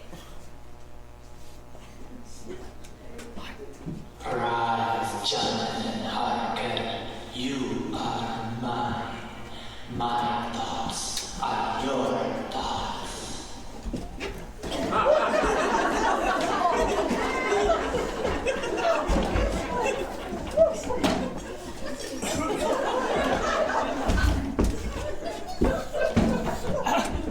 Brawn? Cape? Brawny minions of the undead, help me with the cape! Help me with the cape, lords of the underworld! Somebody help me with the damn cape! Silence! A sound, and I shall dash his brains out before your eyes! You are now to me flesh of my flesh, blood of my blood, kin of my kin.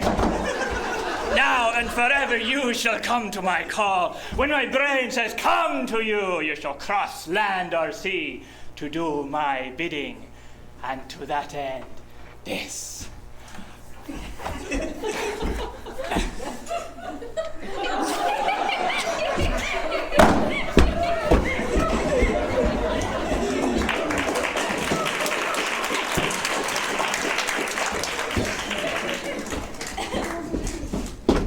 Gott in Himmel! Lucy! Arthur! Yeah, Gott in Himmel. Mina, Jonathan. Quickly, Doctor. See to Mina. Oh, he's been drugged or in some sort of trance. Jonathan! Jonathan! Is she alive? Jonathan? Oh, Mina! Thank God, Mina! You're My friends, we must this day hunt out this vampire's lair, sterilize his remaining earth boxes, and drive the monster to bay! We quickly made our way to make a way where we discovered more of the great boxes of soil. The vampires hate Transylvania. Oh, there are only 16 boxes here. 33 at Carfax. 16 here? That makes a total of 48! 49! Yeah, Einstein, right, 49. Oh my God! Mina! I must get back to Mina! No, wait! He comes! To your places! Van Helsing! Ah, Count Dracula, finally we meet! I have been awaiting this moment! I too, Van Helsing, the great Van Helsing! They are weak. You are stronger, but you will serve me just the same. Oh, come to me. Come. You shall obey. Yes, you are mine. You see how the Holy Cross bursts into flames at your unholy touch? No, it doesn't. Yes, it does! No, it doesn't. Yes, it does! Yes, I think I saw it burst into flames. That is a holy touch. You know nothing! You fools! Pitiful fools! You think you have left me without a place to rest, but I have one last box. Search as you will, you shall never find me. I shall sleep in...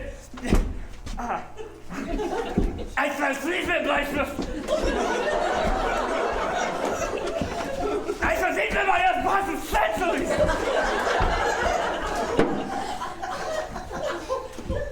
Hear my prophecy!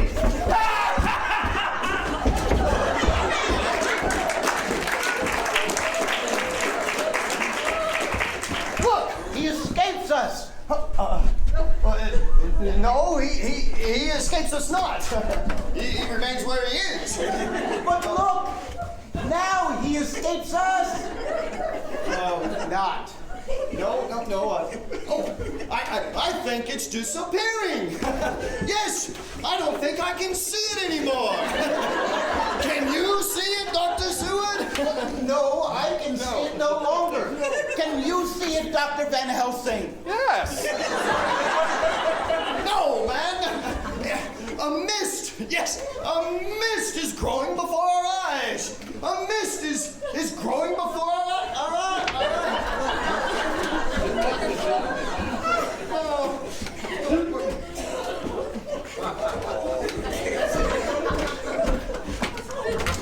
If you believe in vampires, clap your hands! Clap your hands! And maybe we can... No.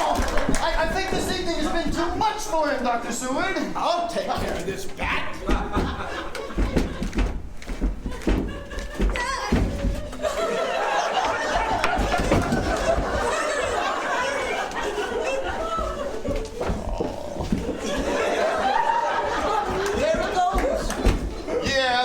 Both go. The evil one has morphed himself in twain. He has escaped us. Oh my God! Mina, all is lost. No, Jonathan. Of this I am sure. There is but one more Earth box, and we will find it if we have to track him all the way back to Transylvania. And so we shall. And so we did. And now we enter the castle. 4 hours. We searched every inch of the castle. We ripped away curtains and tore down shutters and threw open doors and... Oh! I found it! The last one! The last Earth box!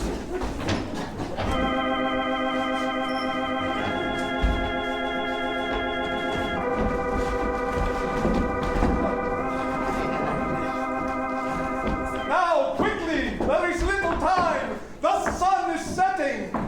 Jonathan, the mallet, and the stake! Oh!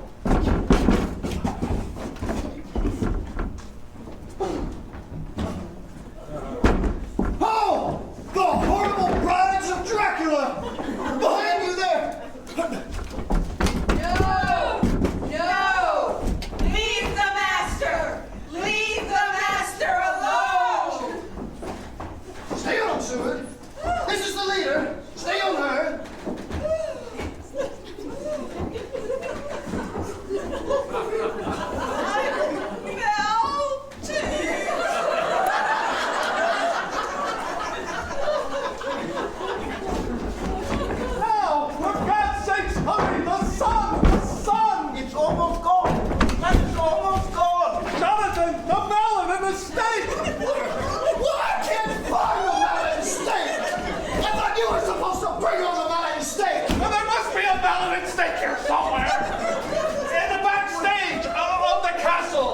Which wing of the castle? I think the left wing of the castle. For God's sake, do something! I'll hit him with the crowbar! No! Not a crowbar!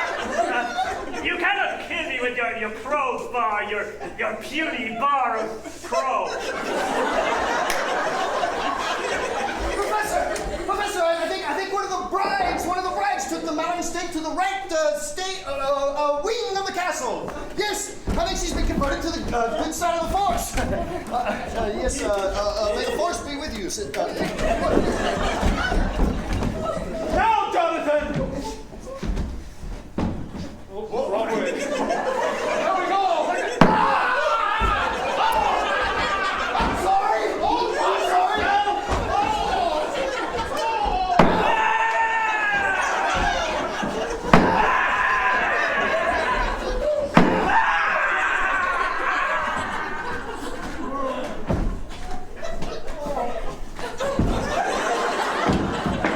Look! Mina, God is merciful! Is she dead? Oh, Jonathan, thank God at last you come. This awful nightmare is over. Yes, dear. Yes, Lucy! At last, this awful nightmare is over.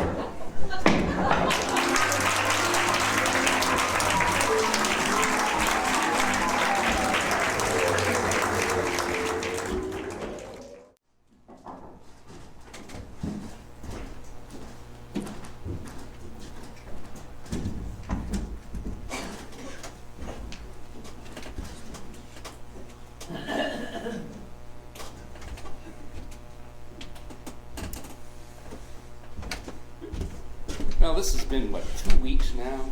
I wouldn't ask if we really didn't need it. Well, I bet you Macy's never misses on their paycheck. Gordon's already agreed. Any idea when we're going to get paid? Well, I don't know. And after tonight, I wouldn't bet that Dracul, Prince of the Undead, is going to bail us out either. But at least this will give me enough cash to pay the actors so that equity won't shut us down. What is this, 60? 67. 67. Yeah. Could have been worse. Could it? No one died. I thought it was pretty funny when Ridgefield went after Tyler with the crowbar. Yeah, pretty funny. Oh, don't worry about it, Gordon. It's only one performance. We'll sort out the technical stuff. Next time, the actors will remember their props, and Ridgefield might even remember some of the right names. Yeah. I thought I morphed my way out of that scene pretty well. No, that was supposed to be funny. I'm going to the party. Are you coming? In a minute, okay? Gordon, it's only a play. Yeah, it's only a play. And only a company of actors like Daisy and Richfield who've been coming here since they were teenagers. And Craig, who has no other life. It's only a company of actors. Andy McAllister was out here tonight. He saw his first play in this theater in 1938. And tonight, he brought his grandson to see his first play. Only a 67-year-old theater. I'm sorry, honey.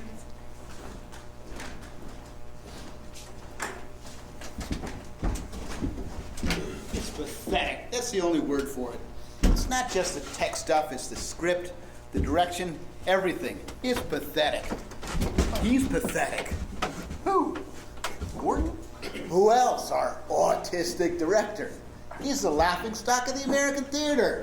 Can't wait for him.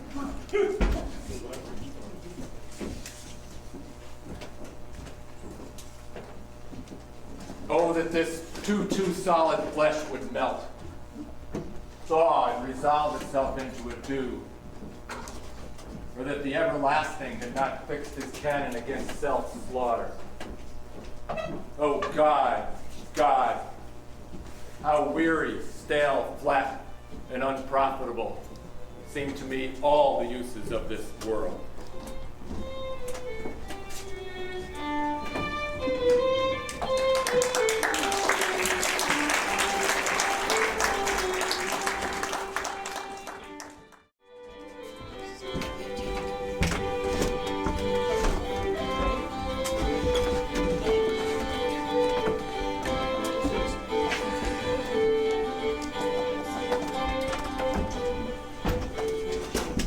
It is not, nor it cannot come to good, but break my heart, for I must hold my tongue. Hail to your lordship!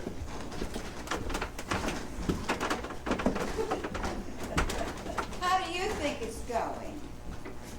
Not bad. Not bad at all. Good. Oh, I forgot to tell you. Kisses on your opening, dear. You too, Vernon. Kisses on my opening? Have you seen Mary? You know, we've been saying that for years, Daisy. Kisses on your opening.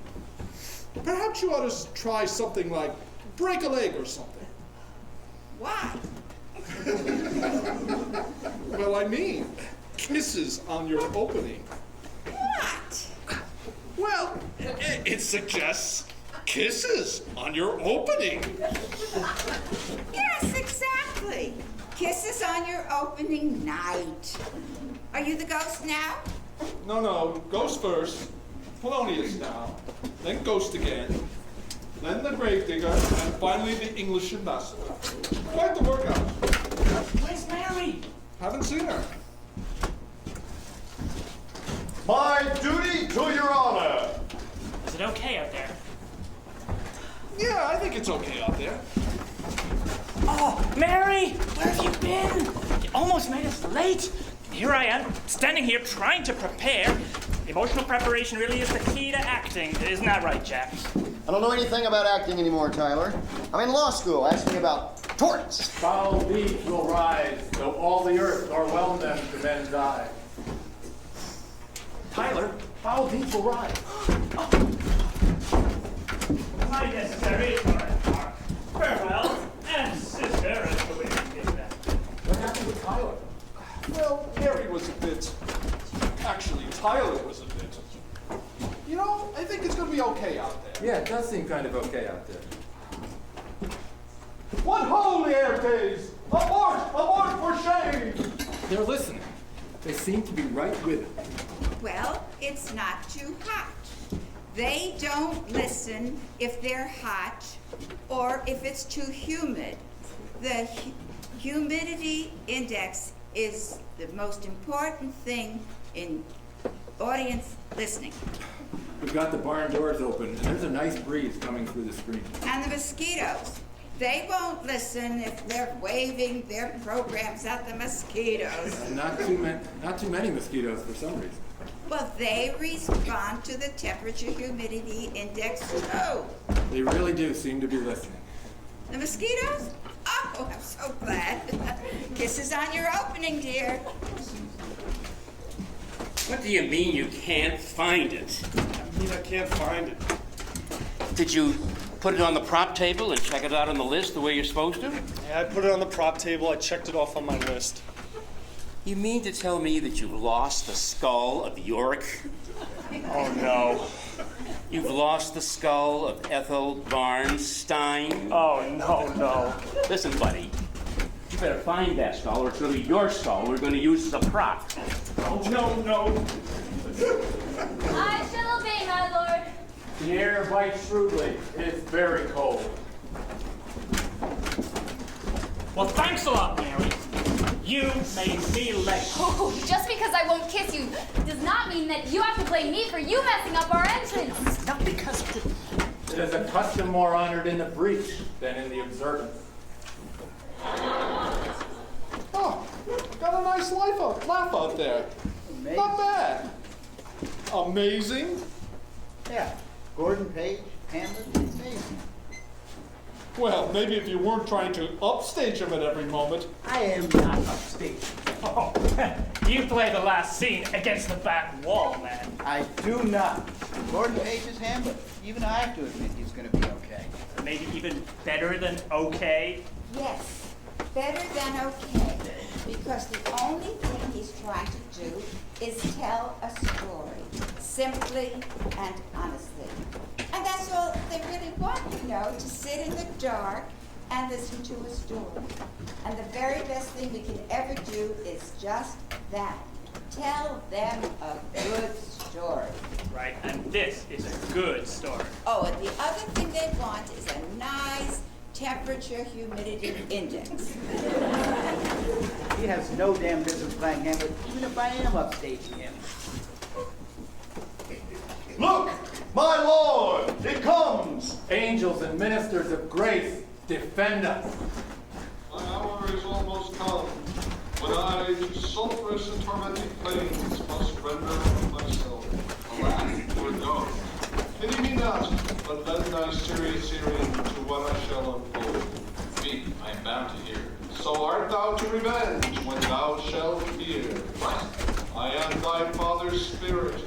Do Is it not monstrous that this player here is a fiction?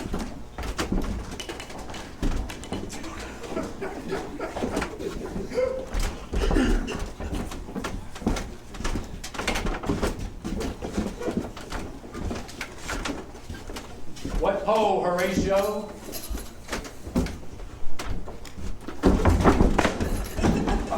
Here, sweet Lord, all that goes, service.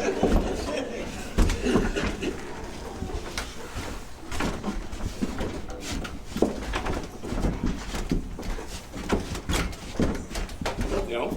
No. Listen, I think you have to talk to Gordon. You've got to give him a new line. Tell him something like this. Alas, poor Horatio. Poor Yorick. I knew him well, Horatio, before he lost his head. Has anybody seen the head? Yeah. Out the door and to your right.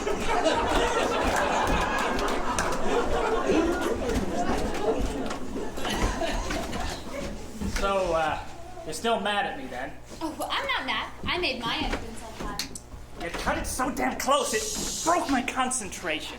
Preparation and concentration and listening are the You main... know, I could have maybe fallen in love with you for real, except you're always trying to do some stupid actor guy thing on me. Stupid actor guy thing? Oh, that is so smart. It's a stupid actor guy thing. Did you just say to me? Oh, I thought you go, prepare. From this time forth, my thoughts be bloody or be nothing worth. Oh, where is the beauteous queen of Denmark? Henry. What about this? Oh, that's very amusing, very artistic. You go show that to Gordon and see what he says. No. No, bring me the skull of Ethel Barnes Stein. Gordon, come here. I have to talk to you. I'm sorry if I'm ruining your preparation or concentration or whatever. You know in Act 5 you have the scene with Richfield as the gravedigger? And he hands him the skull of York? Yeah, well, he's not going to. I put the skull on the prop table before half hour. I checked it off on my list like I'm supposed to. I went back to get it, to put it into the trap. That's the grave. And it's gone. I've looked everywhere. Henry's gonna kill me because you can't use this cantaloupe. Can you? I'm really, really sorry, but maybe you could come up with a line, something like, "Methinks I once held the skull of York, and methought it looketh like this melon."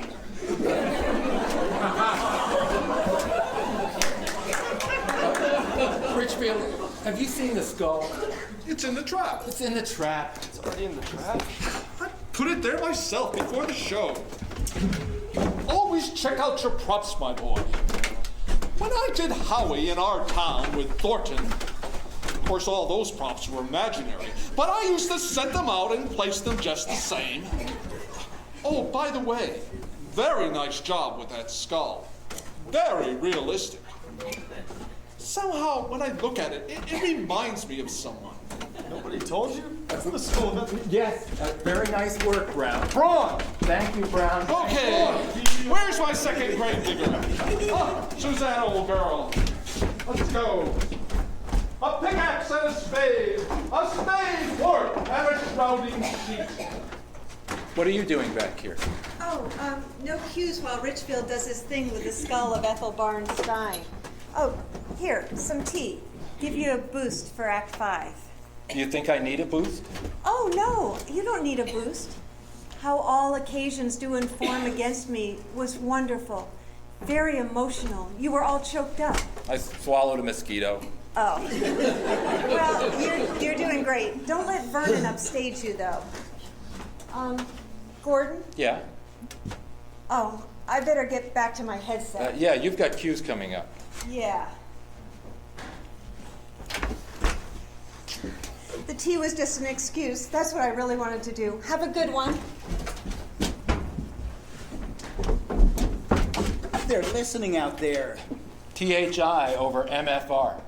What? Daisy's theory of audience involvement. Temperature, humidity index divided by mosquito frequency ratio. Yeah. Well, I just wanted to say it seems kind of okay out there. Yeah, it does. Thank you. Well, don't thank me. I just wanted to say you're doing okay, okay? And in the last scene, I'll be a couple of steps downstage from you so you can take the stronger upstage position. I mean, the name of the play is Hamlet, for gosh sakes. I'll see you out there. See you out there. Alone! What is he that builds stronger than the carpenter? I exit a moment while thou considerest. Gordon, the skull's not in the trap. Not in the trap? Why, 'tis the grave digger. His house is last till doomsday. Daisy, have you seen Ethel? I mean, the skull. Have you seen the skull? The skull is Ethel? No, I didn't say Ethel. I said FL. FL, fermenti locus. It's Latin. It's the place of decay, the grave, the skull. FL. You're a bit too clever for me sometimes, Gordon. Gordon, I found it. I found it. It was under the barn. Richfield put it there, in the trap. That's where it's supposed to be. Yeah, you can't put it back in the trap. The scene's already started. I'll put it in the coffin. The coffin goes in the trap. No, Mary, you can't put it in the coffin. The scene with the skull is before the scene with the coffin. No, the scene with the coffin is before the scene with the skull. No, the scene with the body is before the scene with the skull, which is before the scene with the coffin. Hey, you found Ethel. Where was she? Barn. Ethel was under the barn? Ethel? No. FL, fermenti locus. You know, Craig. FL. Oh, right. FL. Gordon? No, Jack, take it on with you when you enter. Oh, I can't take it on. It's food. Here, Ian, you take it. Tara, you do it. No way, you're wrong. I'll just throw it on the flat. No. The melon. Gordon, here. Hath this fellow no feeling of his business that he sings in grave making? A pickaxe and a spade. A spade. Get me a skull from where it had laid. Ethel! No, of course not. FL. FL. Henry? This same skull is Yorick's skull, the king's jester. The skull is Ethel's, isn't it? Yes. Oh, she always wanted to be in Hamlet. Is your head okay? Yeah. Is yours? So listen, what you said earlier about maybe falling in love. Did you mean it? Maybe. Yeah? Yeah? Me too. Maybe. Tyler, for God's sakes, you've got an entry to make. Come on, get your butt out there on stage. Have a good day. Thanks. Is everybody ready for the last scene? Poison! We all get to die by poison. Isn't that lovely? Poison leaves so much room for acting. Lay her in the earth, and from her fair and unpolluted flesh, let violence spring. Hear thou, incestuous, murderous, damned Dane, drink off this poison, follow my mother. He is justly served. Forgive me, noble Hamlet. Heaven make thee free. I follow thee. Horatio, I am dead. Thou livest. Report me and my cause a right to the unsatisfied. Oh, I die, Horatio. The potent poison quite o'ercrows my spirit. I cannot live. The rest is silence. Now cracks a noble heart. Good night, sweet prince, and flights of angels sing thee to thy rest.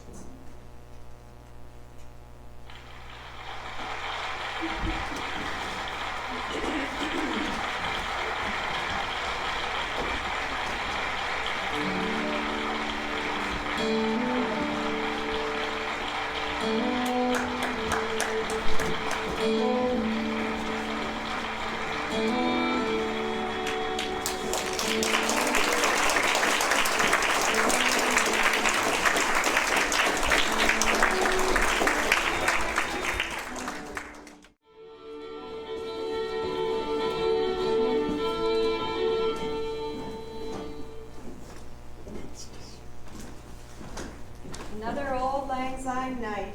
How many does that make for you, Craig? Oh, I've stopped counting. You know, I don't know why we have to get up on stage in front of the audience and sing that stupid song like we just did closing night of every season. Because everybody has always gotten up on stage and everybody has always sung that stupid song every closing night of every season for 67 years since the theater started. Well, that's no reason. That's the best reason. Well, I think we could use a change. I do too. Oh, come on, both of you weep like babies from the first note. Just because you two middle-aged cranks are embarrassed by honest sentiment is no reason to toss a 67-year tradition. You know something? I think you need a drink. As a matter of fact, I think I need a drink. Henry, is that... Yes, she's my date. Henry? I'm taking her to the closing night party. Henry? Listen, I haven't had a date in years. And neither has Ethel.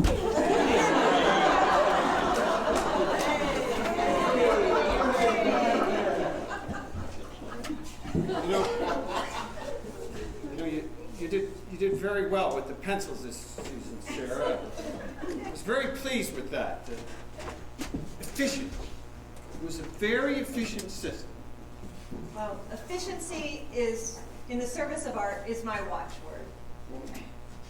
Thank you. I appreciate it. Gordon, are you in here? Dear, caught me again. I just like to sit in the barn sometimes. It has a completely different feel the moment the last show is closed. Come to the party. Will you dance with me? No, I don't dance. Well, we'll see about that. Hey, Sarah, it's cool. Oh, he's just waxing eloquent with the mosquitoes. Hey, Gordon. I just wanted to say thank you. Oh, thank you. You did nice work this summer. Well, thanks. Sorry about Charlie's aunt. Yeah, me too. Well, it was pretty funny. I mean, funny. Not funny the way it was supposed to be funny, but funny like when you think about it a year from now. You want to know the really funny part? You'll be dining out on stories that Charlie's on 30 years from now. People will be asking you about it in actor bars and green rooms from coast to coast. It'll be legendary. Except he'll be a lawyer and it won't be legendary in Wall Street law firms river to river. And when he tells about it, they'll nod and smile, but they won't understand. And pretty soon, he won't tell it anymore. And after a while, he won't remember why it was funny. Yeah. You gotta be on stage to really understand, and you must be Charlie's aunt. Me? No! I gotta go to the changing room. See you. So, Columbia Law, when do you start? Oh, in September, I guess. You get? No, I'm sure. It's ironic, you know, Gordon. I got a call from my agent last week, and seems she's got me something lined up for something with the Guthrie Theater. You know, I told him I wasn't interested. I'm starting law school. Right. You know, it might be funny to audition, though. I'd probably get it now that I can't do it. Probably. Well, say, Gordon, I thought they might defer my enrollment for a year, and well, you know, I'd really like to be a part of the resident company again. You know, this summer, Charlie's aunt or not was pretty incredible.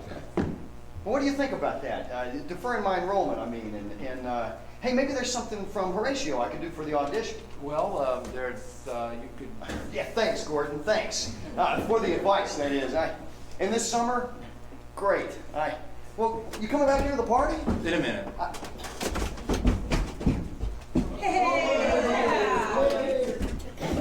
You know, if you put in some air conditioning here and kept the damn mosquitoes out, it wouldn't be half bad up here.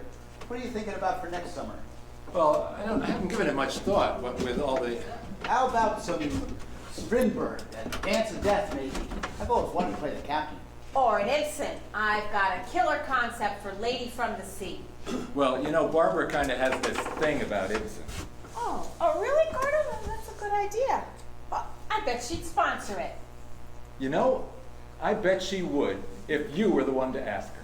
And she's in at the party right now. Tell her it's by Henrik Gibson, the same author as Peer Gynt, and make sure she knows it was you who directed Charlie's Aunt. Oh. That'll clinch it. Thanks, Gordo. Thanks a lot.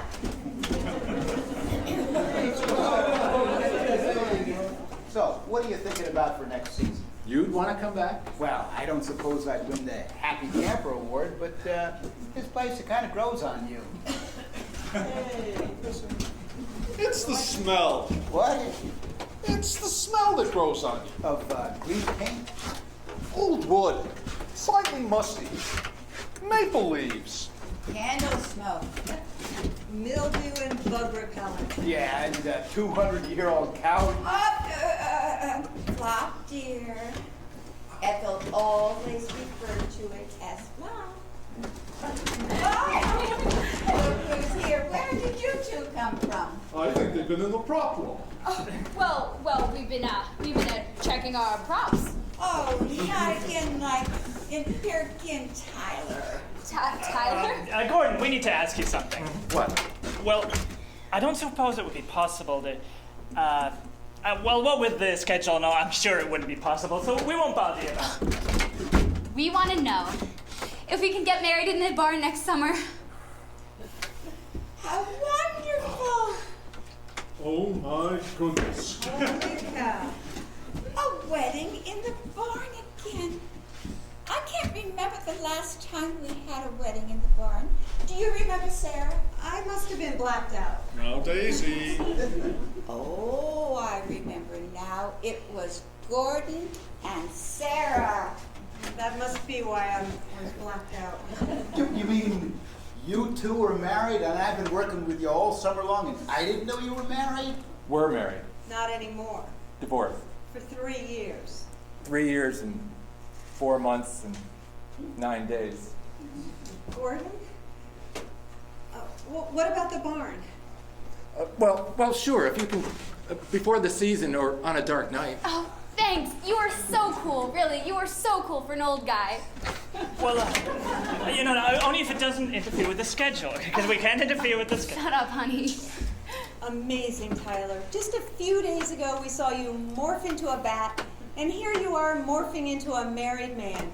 And that is, like, wow, really amazing to those of us who know you.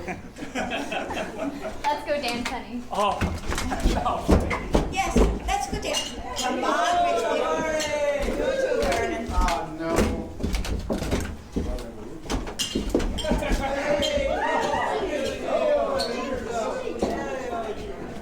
You've been counting. Yep. What's this? Gin and tonic. You like gin and tonic. What's that? Diet Coke. I like Diet Coke. Really? Really. It's been Diet Coke all summer. Well, mostly anyway. Well, then why have you... Because then we'd have to talk about it, and we'd have to talk about us, and I couldn't. Are you sorry you brought me back here this summer? No. Are you sorry you came? No. Can I come back next summer? Yes. Gordon, Gordon, I think I've got some news for you. I've been toting things up. Here it is, the last night, and he's out here in the barn toting things up. And I think I have all the receipts in, except for those that are wadded up in the back pockets of Henry's jeans. They'll send me in December to be reimbursed. And of course I won't, because it'll be too late. And I think that actually, remarkably, we're going to end the season with a small surplus. How much? Well, I've left in a contingency, of course. And that will pay for those receipts that are wadded up in my jeans. Minus the contingency, it comes out to $106, which isn't a lot of cash to start the next season with, so the sooner you can make your call to Mrs. DeMartino, Oh, a deer, a Oh, female no. deer. And you know, Gordon, we already have the fjord. Just a little paint, and we can turn them into owls. Craig, Gordon, Barbara DiMartino just. She most certainly did. What? Barbara deliberately dumped an entire bowl of artichoke and crab dip on Susanna's head. Why on earth would she do that? I have no idea. Gordon? I have no idea. Hey, you guys know what's going on in the farmhouse? We have no idea. Did you know that, like, Barbara knows, like, martial arts, and that Susanna's, like, a kickboxer? Hey, who's left in there anyway? Oh, it's just Barbara and some of our country club friends. Oh, and Susanna, but she looks, like, way skanking yucky. Shut the barn door before they find her. Yeah, quiet. Turn out the lights.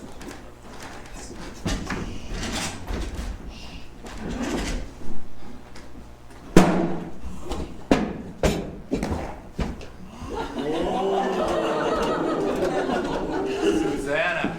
You cry for me. Wow, what an amazing end to an amazing summer. Totally amazing. Hey. Cheese, sir. It's the butler. Yeah, it was great. I think I maybe got 3 hours of sleep all season. I'm going to stay in touch with everybody, the whole company. You're like my family now. I'll write and email all of you all the time. We all will. I know it. You won't, you know. Oh, Vernon. Well, you know, she won't write everybody, and everybody won't write her. You know that. Of course I know that. But this is Old Lang Syne night, and I certainly would not say that. No, it's just the first job thing. What's that supposed to mean? Well, It means that the first time you do this, it's so intense that the people you work with become your entire world. And it seems impossible that you won't all remain this close forever. and you don't. You stay close to some, bump into others from time to time in an audition. But it isn't the same. And you'll learn that the next time you find yourself in a theater trying to make plays. And what you really make is another little temporary family. Because that is, after all, what brought you into the business to begin with. Well, that's why we sing the song. What does Old Lang Syne mean anyway? Well, I always thought it means that old Mr. Lang had a sign. Right. I mean, old Mr. Lang had a sign, like old MacDonald had a farm. Yes, exactly. And it was a sign. Well, that doesn't matter. It's sweet and it's sad. And we all sing together. And I love the way Sarah sings the harmony at the end. It's about old acquaintance. And friendship. And not forgetting. And telling stories in a barn on a summer night. Should old acquaintance be forgot and never brought to mind? Should old acquaintance be forgot and days of old lang syne? For old lang syne, my dear, for old lang syne, we'll drink a cup of kindness yet for old lang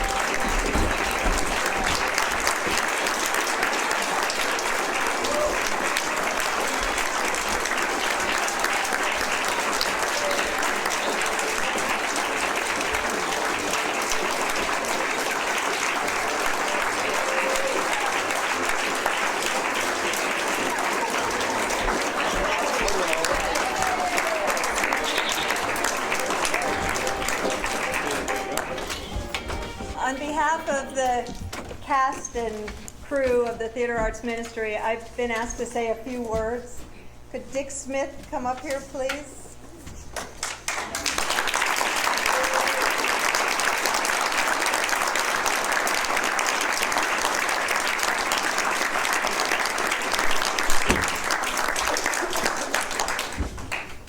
For 25 wonderful, crazy years, Dick has pulled off miracles in the Great Hall. It all started in 1981 with an 1890s melodrama on a bare stage, and it has grown into well-known classic comedies and dramas with the elaborate sets we have come to expect. Over the years, Dick has created an extended family of actors, stage crew members, set builders, sound and light engineers, and loyal audiences. He finds plays to fit the actors and then helps us to be the actors he knows we can be. He teaches and cajoles, pleads and encourages, and very rarely yells. Over the years, he's put up with vacation schedules and work schedules, children's bedtimes, and cats and dogs.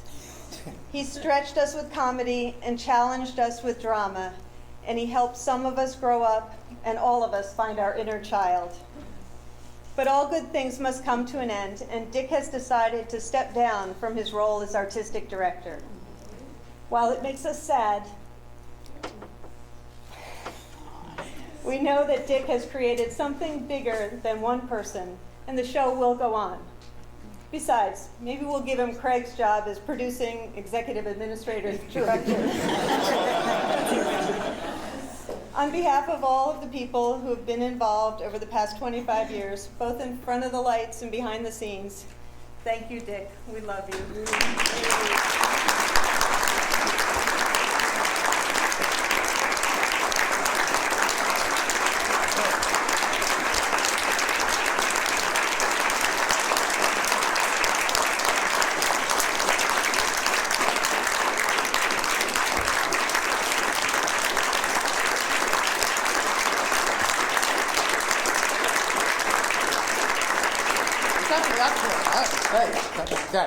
It's been a wonderful 25 years. We've only done 23 shows, but this was the most difficult one. But this one was the most fun. We laughed for 9 weeks, and I hope you enjoyed it too. Thank you for your support.